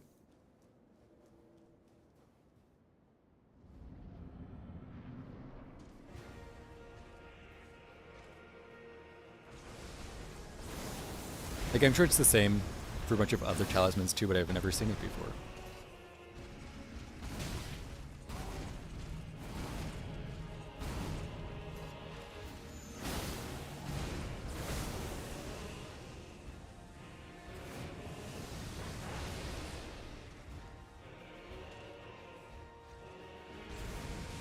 Oh, so close, I think.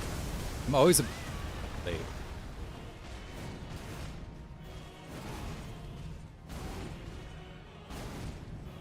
You wish stuff like the Moonveil skill was considered charge? That would be sick too.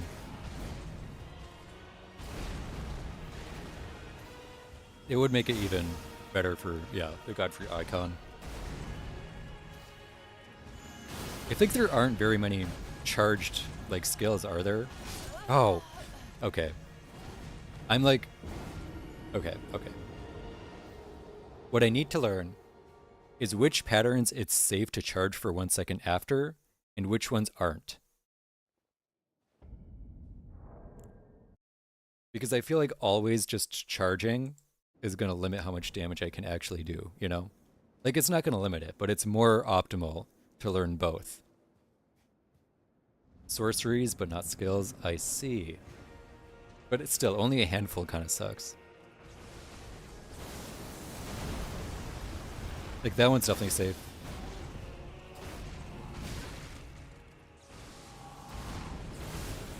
I have no idea if this one's safe or not because I'm never near him when he does it. Suck. Do the suck so I can redeem myself. Okay, this one's fine too. I think this one's probably safe too. Yeah, this one's definitely safe if I start charging. Okay, apparently it's not.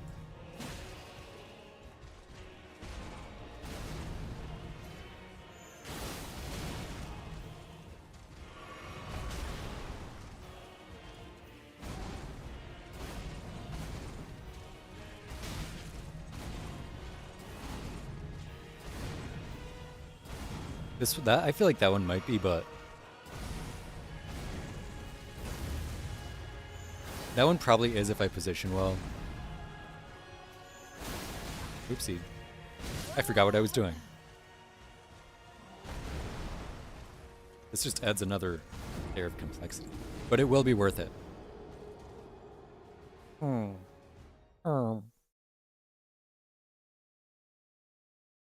Low-key. Kind of miss Minecraft. But I don't know what to do with it right now.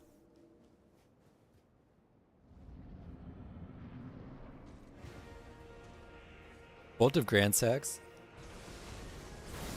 is one of those, it's a weapon, right? Or is that the spell equivalent of the weapon? I don't remember, but it's one of those ones that I wish I used. But just because it looks cool. That was kind of a lose-lose because I don't know how to dodge when I get in. I'm gonna die here. It's the spear? Okay. Yeah, it looks sick, but I've never used it myself. Yeah.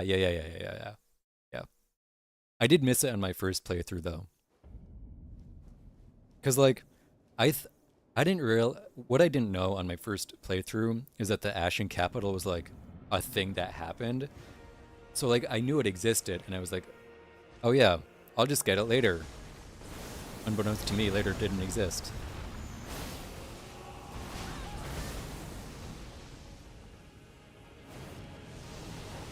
Because I wanted the achievement for all the legendary weapons too.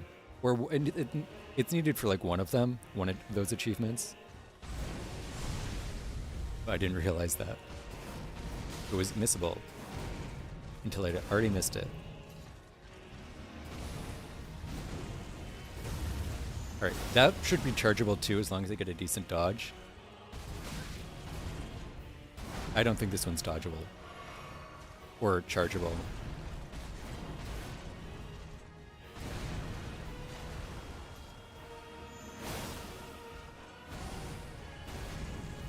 Did not get a decent dodge.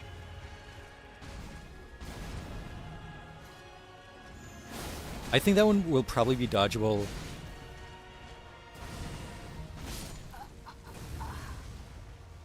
I missed it on the first time because I didn't realize the Ashen Capital was a thing. But I wanted to get it for all the there's like an achievement that you need it for, like one of the legendary weapons ones. So I think for that like big hop, oh wait, hold on. If he does it twice, I should be able to charge.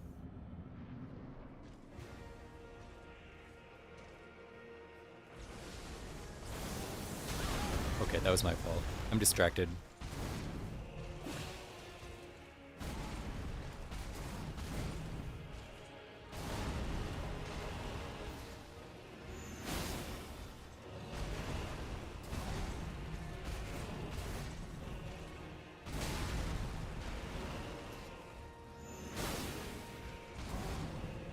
That was probably a bad heal, but it worked out.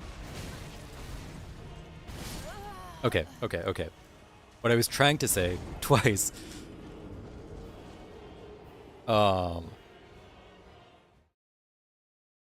was I gonna say? Oh yeah, when he does the like big one where he can sometimes do two, like the hop spin, where he's just like flexing that he can do a front flip. If he does it twice, I should be able to punish it with a charge, but if not, I won't, because we have to like wait to see what he does, you know? Millennium? Millennium and most of the DLC bosses, I see.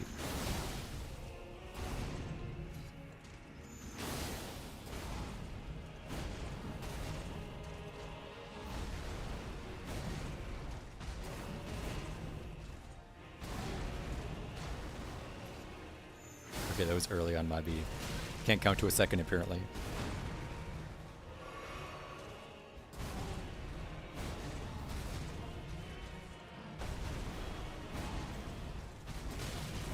That was my fault.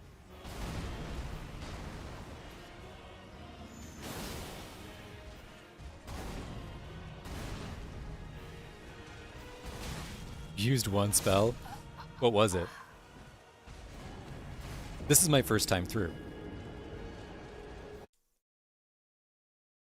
What number? Wait, I think we're at 77. Stars of Ruin. I don't remember which one. Is that the one that like kind of sucks? Or is that a different one?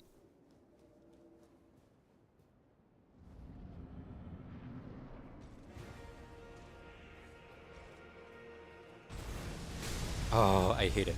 The homing one. Okay. That's pretty good, right?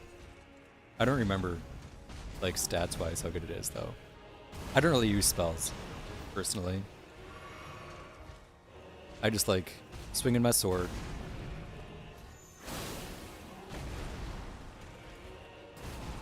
A little moon veil.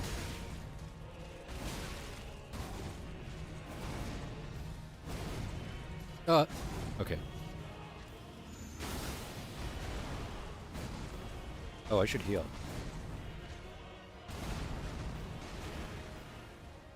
Hey, Stormy. Hope you're doing well.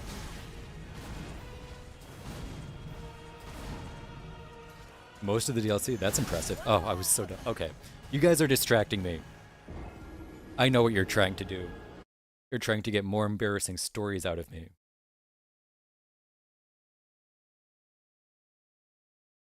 Ooh. Gotta crack some knuckles.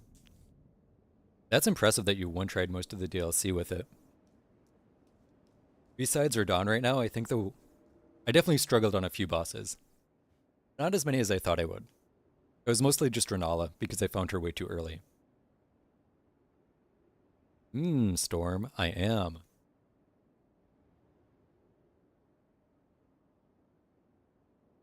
Surely you're not a graphic designer looking for work.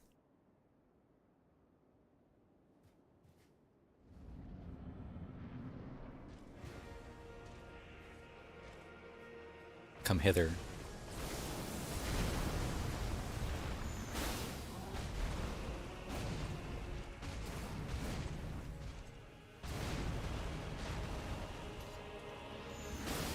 I got it right. I figured. That's okay. I recognize the script, you know. Oh my god. You first tried the Mesmer, the Lion, Saint of Bud. Frenzied Flame Dude. Hippo. Come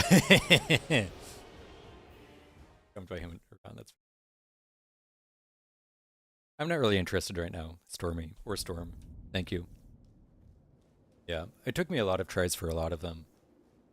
But I think the most was definitely Rolana, and now Radahn. I don't think the other ones gave me too much trouble, though.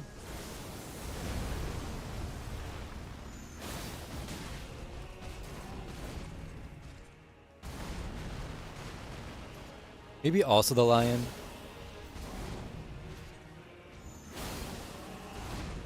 I don't remember the Lion that well, though. That was my first boss, so... I was definitely not Scadu Sharded. Oh, you stupid bitch. I'm sorry. I just can't stand that attack. Oh yeah, Gaius. Gaius took me a few attempts too.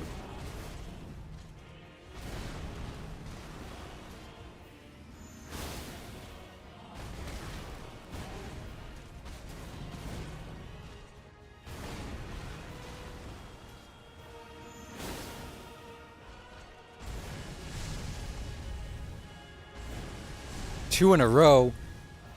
Bro must be getting desperate.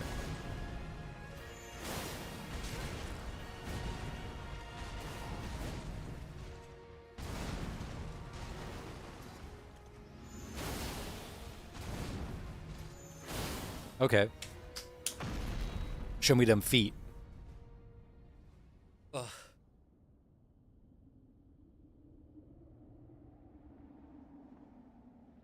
I kind of wish Elden Ring had more femboys. Like, I know they're kind of the antithesis of what, like, FromSoft displays as strength, right? But, like, give me, like, a... I don't know, let me fight, like, a Link, you know? It just feels like they have, like, every other role you could want, or, like, every other, like... like, category of man, you know? You can find the twinks. You can find the bears. It's just not a lot of femboys. Obviously, you can find the jocks and whatever. That's like the main one. If you grieve for this world, then yield the path forward to us. I kind of do wish Mikola got an ending. Do I, Mikola? But it makes sense that he didn't if he's a boss, you know? Radahn.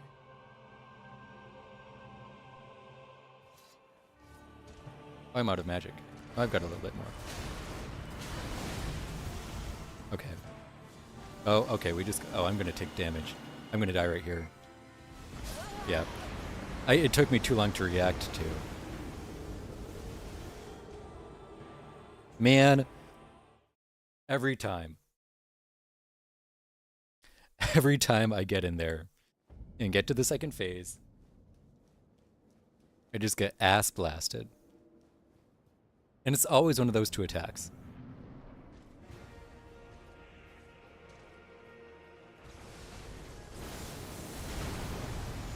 Oops. That was me.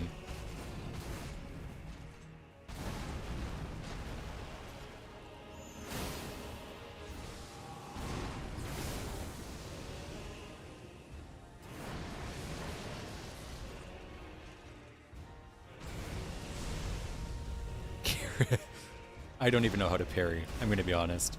I don't know the timing well enough. Point blank? This dude's getting desperate. Either that or he's like, bro, you gotta learn this. So he's just gonna use it a lot.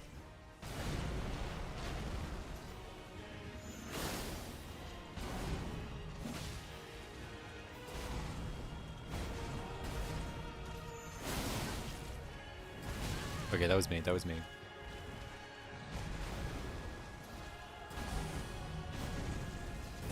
Oh, I thought I was good. Okay.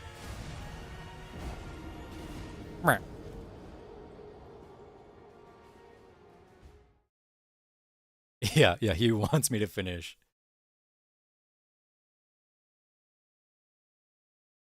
It would be sick if we could parry it with parry and retaliation. Okay, next story. Let's see, we already did the clogged toilet and the 2nd grade rat out and the 7th grade hygiene accident and the vampire story and the toothpick and toe and the locked out and the lesbian and pukey Chris. Can't forget that one. We only have like 3 left. Okay. Let's see. I think I told this one on stream a couple, maybe months ago, or maybe I meant to, but this was recent. This was like in the past few months over the summer when I moved to my new place. I'm sorry.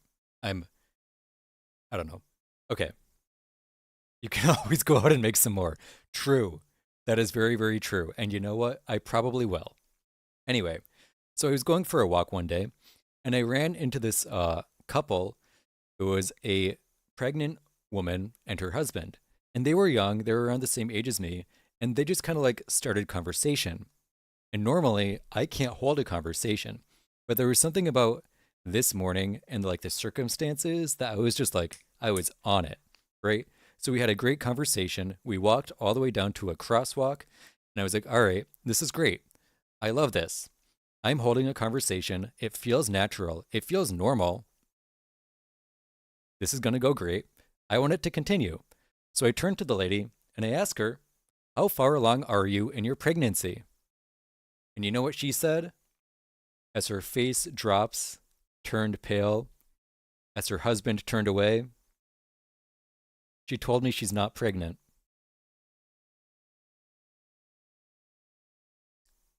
I don't know if I have felt that much first-hand embarrassment in my entire life, especially since it was at a crosswalk with like 5 other people that heard it happen. I wanted to walk in the traffic that we were waiting for. It was the most awkward I've ever felt. I changed my entire walking route from that day onward, so I never have to risk walking into them or running into them again. So, yeah, that was awful. Ironically enough, haven't seen them since. So, either we both changed routes, or they just stopped walking. Regardless, I hope they're doing well. I wish them the best. I'm sorry. I'm very sorry. If you ever see this, which you won't, please forget about it. But yeah, that was that one. Your friend always asks fat guys how far along they are, and he's also fat. That's funny. That's a good bit. That is a good bit to run. Especially if he has that card to play.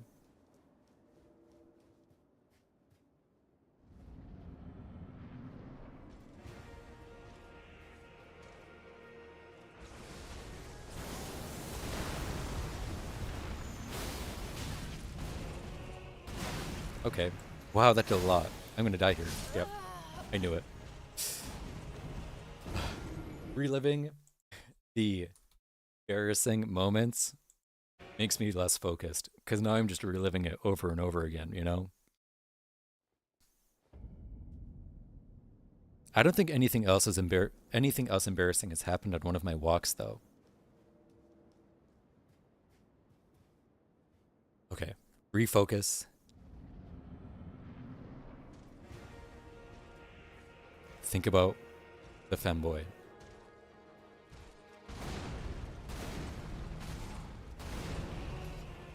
Oh, too early. Oh well.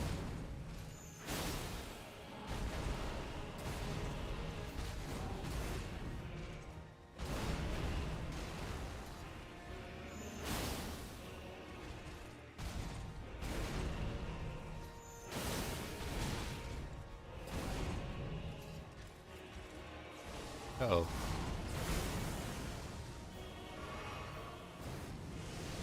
Blech.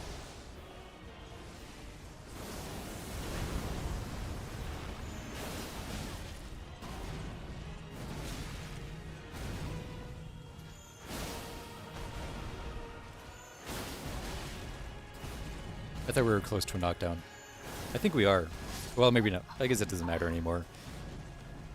Sometimes my greed gets the best of me.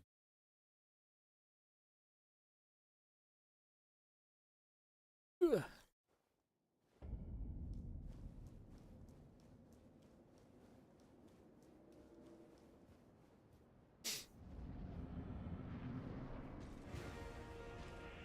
This is definitely a one step backwards, two step forward. Oh my god, I hate it.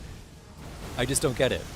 No matter like it's like I get it 80% of the time, but then when I don't get it, I don't understand why. But it's definitely because I do it late, but I feel like when it's that early, it's just like so hard to do, you know?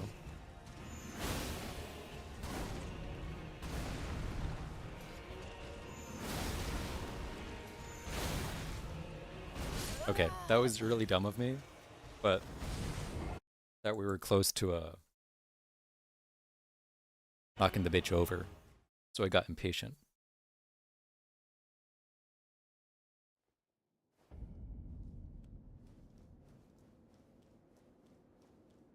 Surely this time. Gotta lock in.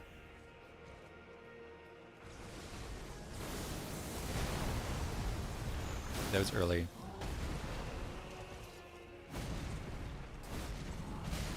Okay. Okay, that was late.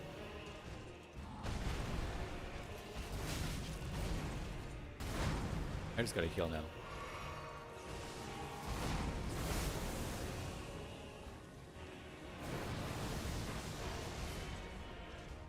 Come hither.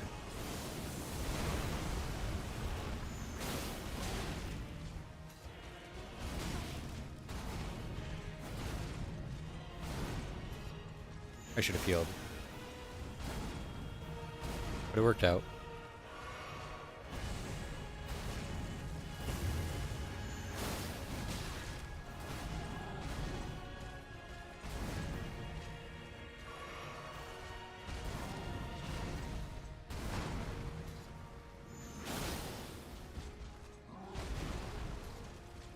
That was dumb of me. Why did I do it there? I knew that wouldn't be enough time.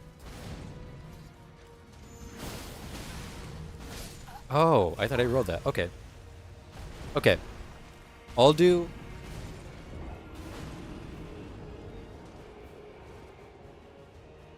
to 90, and then I'm going to end, because I do have to record tonight. Which means I gotta keep my voice in decent condition. And it's feeling a little bit hoarse. So I'll do one more story. And then we'll continue this a bit on Wednesday and Friday. And probably next week. And the week after that.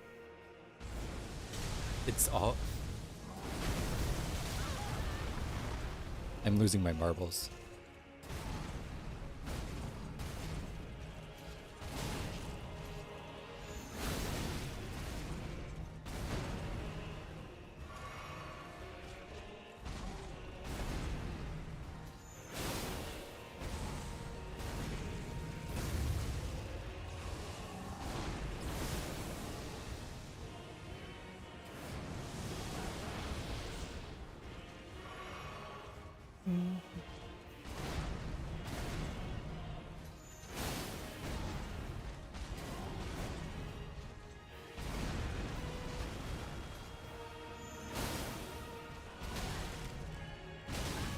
Okay.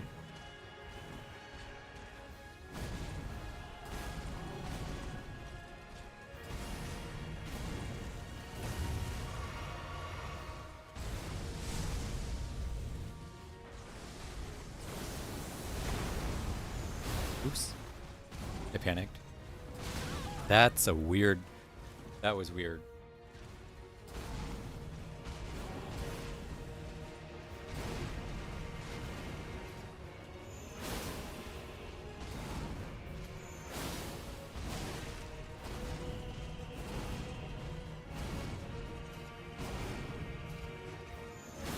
Not phase 2. I thought that was it. I wouldn't have gone for that if I did. Okay.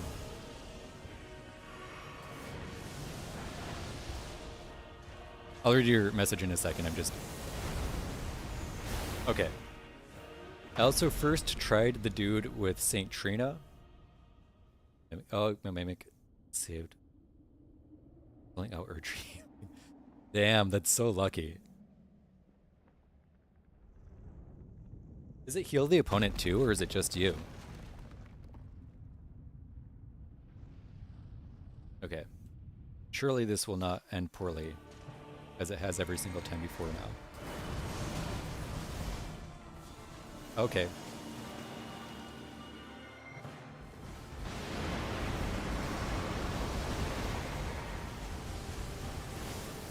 I can do that one. I know that one. Oh no, no, stay away from me. Just allies, that's good.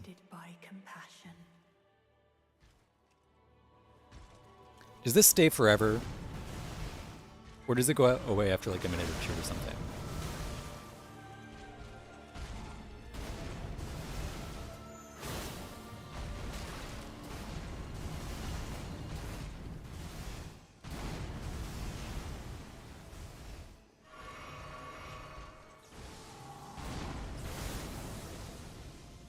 Okay. I'm going the wrong way. What am I doing? That was dumb of me. Okay, I have a vague idea of how to dodge that. Don't do it again. Don't touch me. Okay.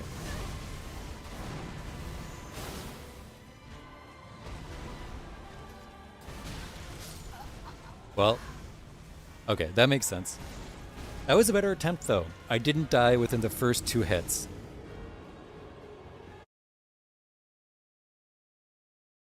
Is Miquella's Great Ruin like Mog's Shackle, where it's like a one-time use kind of thing?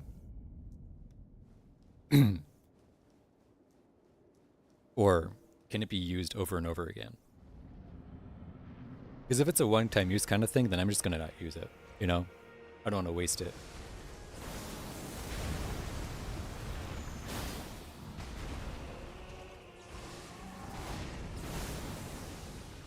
Oh, that's good. Okay. I'll keep that in mind. Maybe I'll use it then. It also depends on me remembering to use it.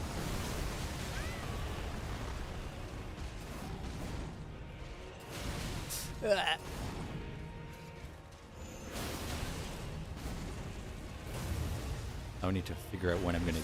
Oh, that was dumb. Okay. That was just a bad attempt. I was a bit distracted, but, you know, it happens.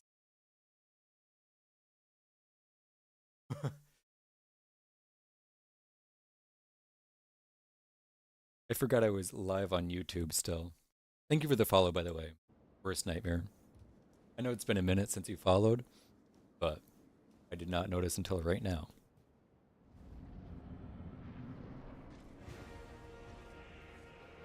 I guess I don't have an alert box on this channel or something, which is weird because I could have sworn I did, but...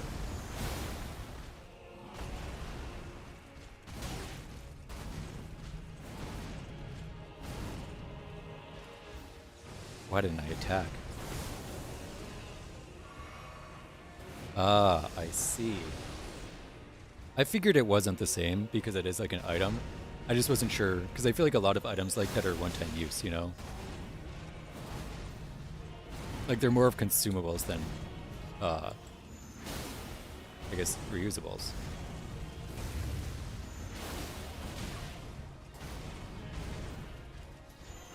That was dumb of me, but it kind of worked out. I'm getting diced up a little bit, I can't lie. Dude.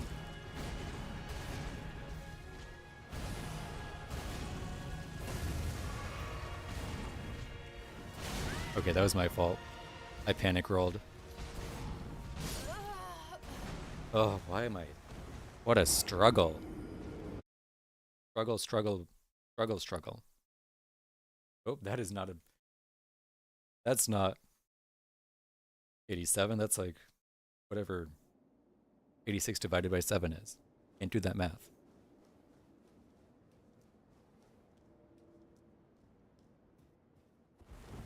Like 12 and some change.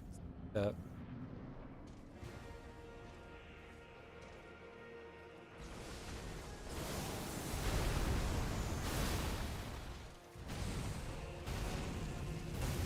I could have gone for it. Oh well.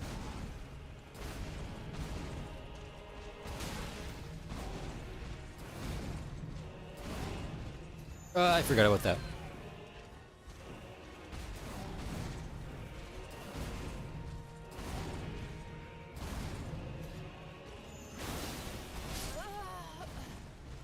Retains not, but the power to resist charms, aka stops you from being molested with the second grab if you use it. Okay.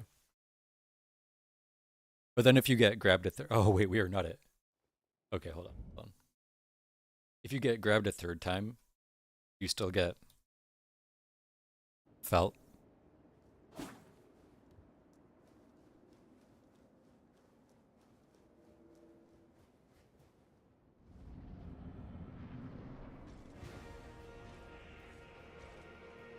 Come hither.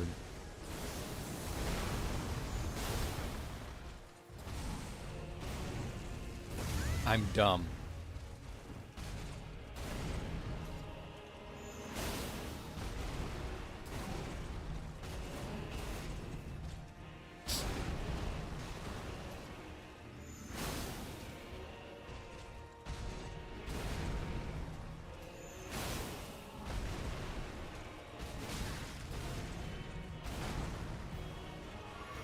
Oh, okay.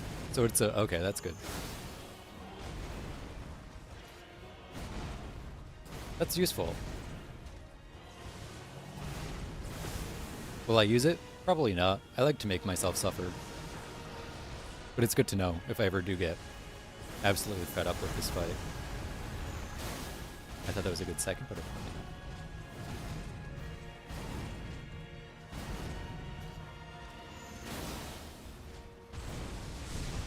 Haha, loser.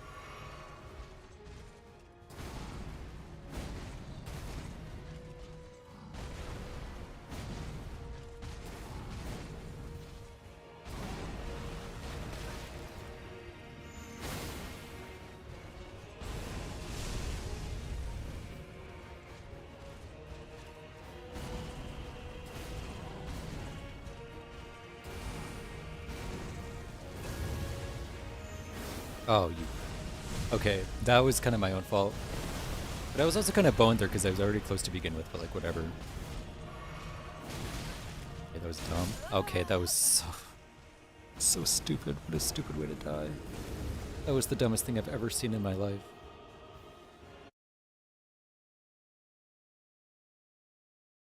And it was all because of that one attack.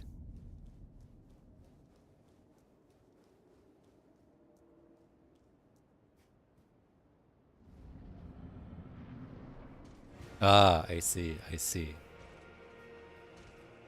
It is worse to be a simp than it is dead.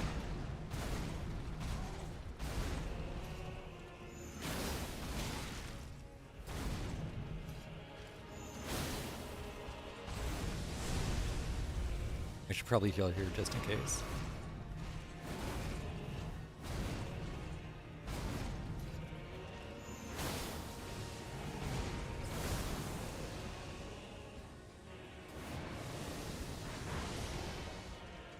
Is simp still a banned word on Twitch? I know it was banned for a while.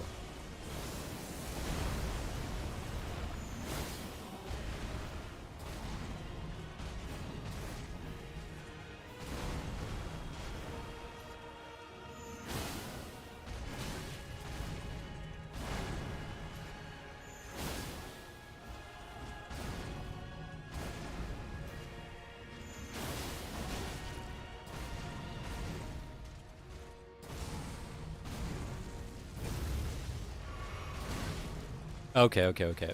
That's still crazy to me. I don't get it.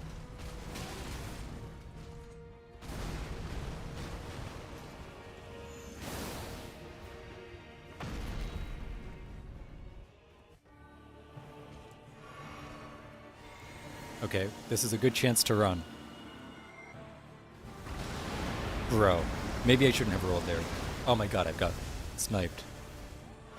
This is plenty of time to heal. Okay, I have never seen that attack before. Okay, yeah, get fucked. Okay, fuck me. Okay. Oh, that's not good. I don't know what that is. Oh, it's that one. I've never seen him do it in that position, though.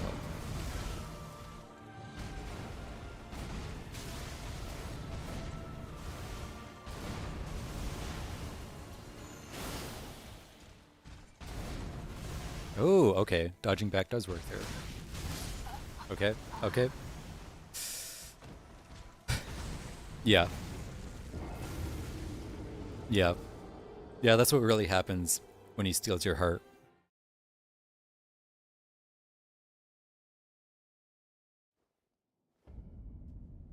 Yeah, yeah. Or a good old spit roasting. Anyway, last attempt.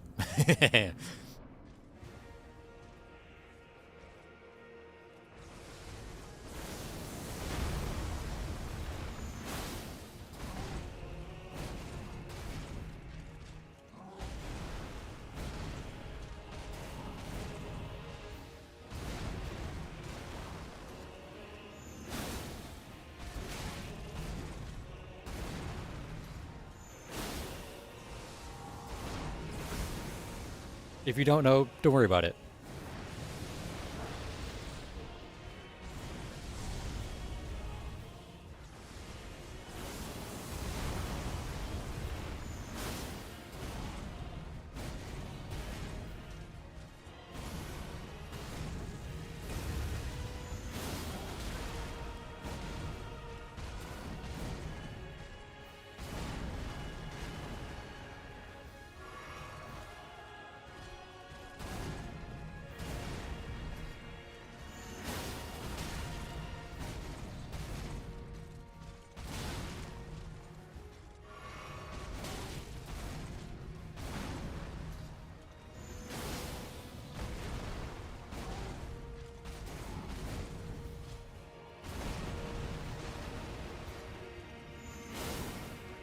Okay, okay.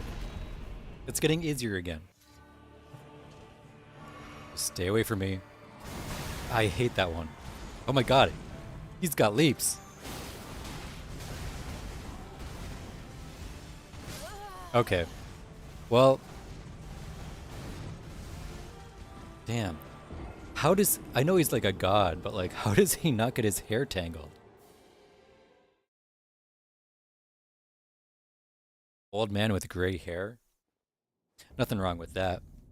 Alright. We'll all be there eventually. Okay. This one's kind of short, and it's not that embarrassing. I don't really know. Okay, let me try to figure out the best way to say it.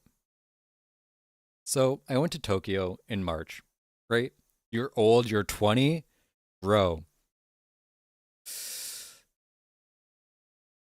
That is... Okay. First of all, the reason you have the sense of humor of a child is because you still are one. Second of all, 20 is not old. I pinky promise that when you get to my age, which is between 20 and 30, that you will see 20 as like a baby. Third of all, stuck in a door in Tokyo. Yeah, share your drip, Huggy. Feel free. So when I went to Tokyo, I went in March. It was a great time. And the very last day, the very last thing we wanted to do at night before our flight in the morning was go see the Tokyo Tower. It's basically that building that looks like the Eiffel Tower, but it's like in Tokyo. So that's exactly what we did. But we went kind of late. We went at about maybe like 9:30, 9:45-ish. And we were a little bit concerned about getting the train back because trains in Tokyo stop at about midnight. Now, 2 hours might sound like a lot of time, and it kind of is, but it's hard to tell like when exactly the trains stop because every single line has a different time for their last run. So we were just concerned. So we went there. We had a good time. We ate some snacks. Looked at the tower. It was also just like a beautiful night. It was like kind of misty, so like the tower really, really glowed, and you could like see it perfectly in like the reflection of buildings. It was just like a fairly ethereal night, right? But by the time we get done, it's like 11 p.m. So and my friend were both like fairly stressed about making the train back, right? So we start hustling and bustling. We don't like straight up run, but we like, speed walk around because we also have a little bit of trouble finding the entrance to the subway that we need. We find it. We get to the subway. My friend enters, and I'm like 2 steps behind her. And as I'm going through, the doors close on me. I get stuck in the doors of this subway, which is like not the worst, right? It's not like it's going to kill me, but I still look like a stupid foreigner, which I am. But it was just so embarrassing because it was just me, my friend, and then a bunch of like native Tokyo people. And they must have just thought of me as like the typical stupid American tourist. Okay. If I can be honest, I have never joined a game of co-op in my life. So I don't really know how to do it. It's in consumables, right? Is it this thing?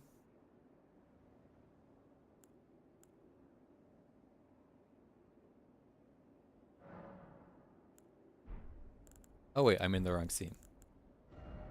Or wrong. Oh, inventory. Blech. Multiplayer.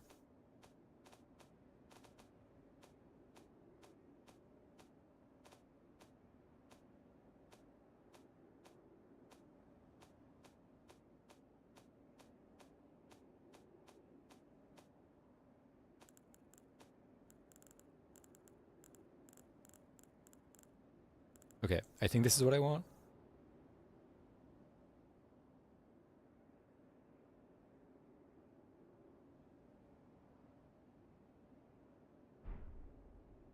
The first menu? Oh! I didn't realize it was that easy. Curled finger remedy. God, I feel like an idiot. Oh, I forgot to change the password. 12349.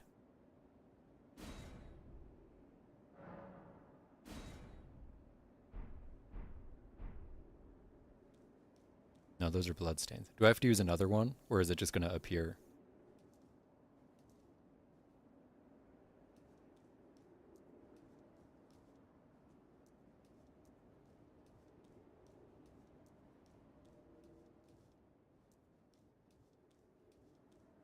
I need to use another one? Okay.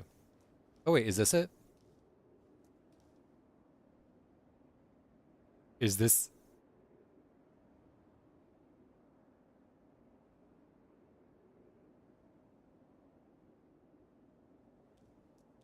Okay, cool. Derleth, I see.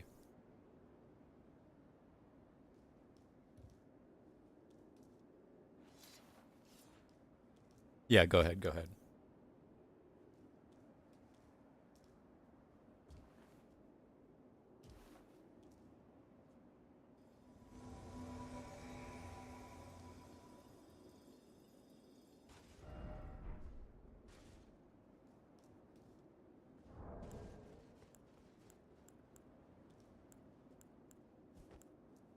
E.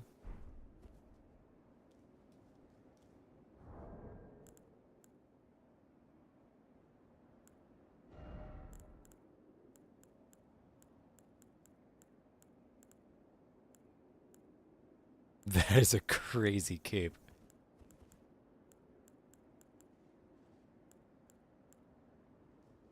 What is that? Is the like that is definitely nightmare fuel. Oh my god.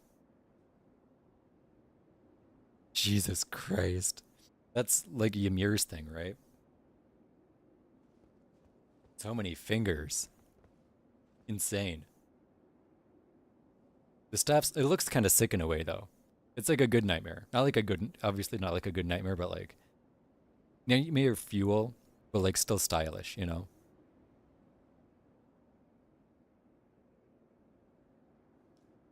Definitely a look, that's for sure. Okay, now how do I make you go away?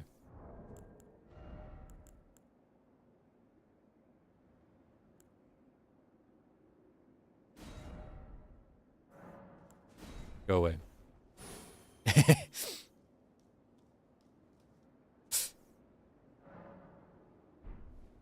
Not really useful, no.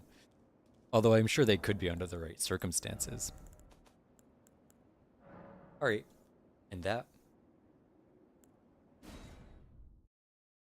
that'll be all for today. Hold on, let me get my outro song going. Try finger, butthole. Someday. And with that, I'll be going. And I'll see you all on Wednesday.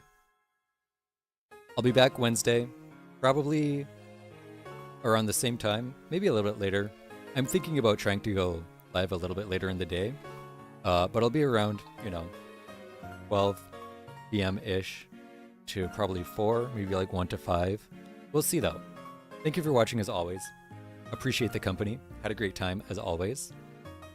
And I'll see you around. Bye. See you later. Goodbye.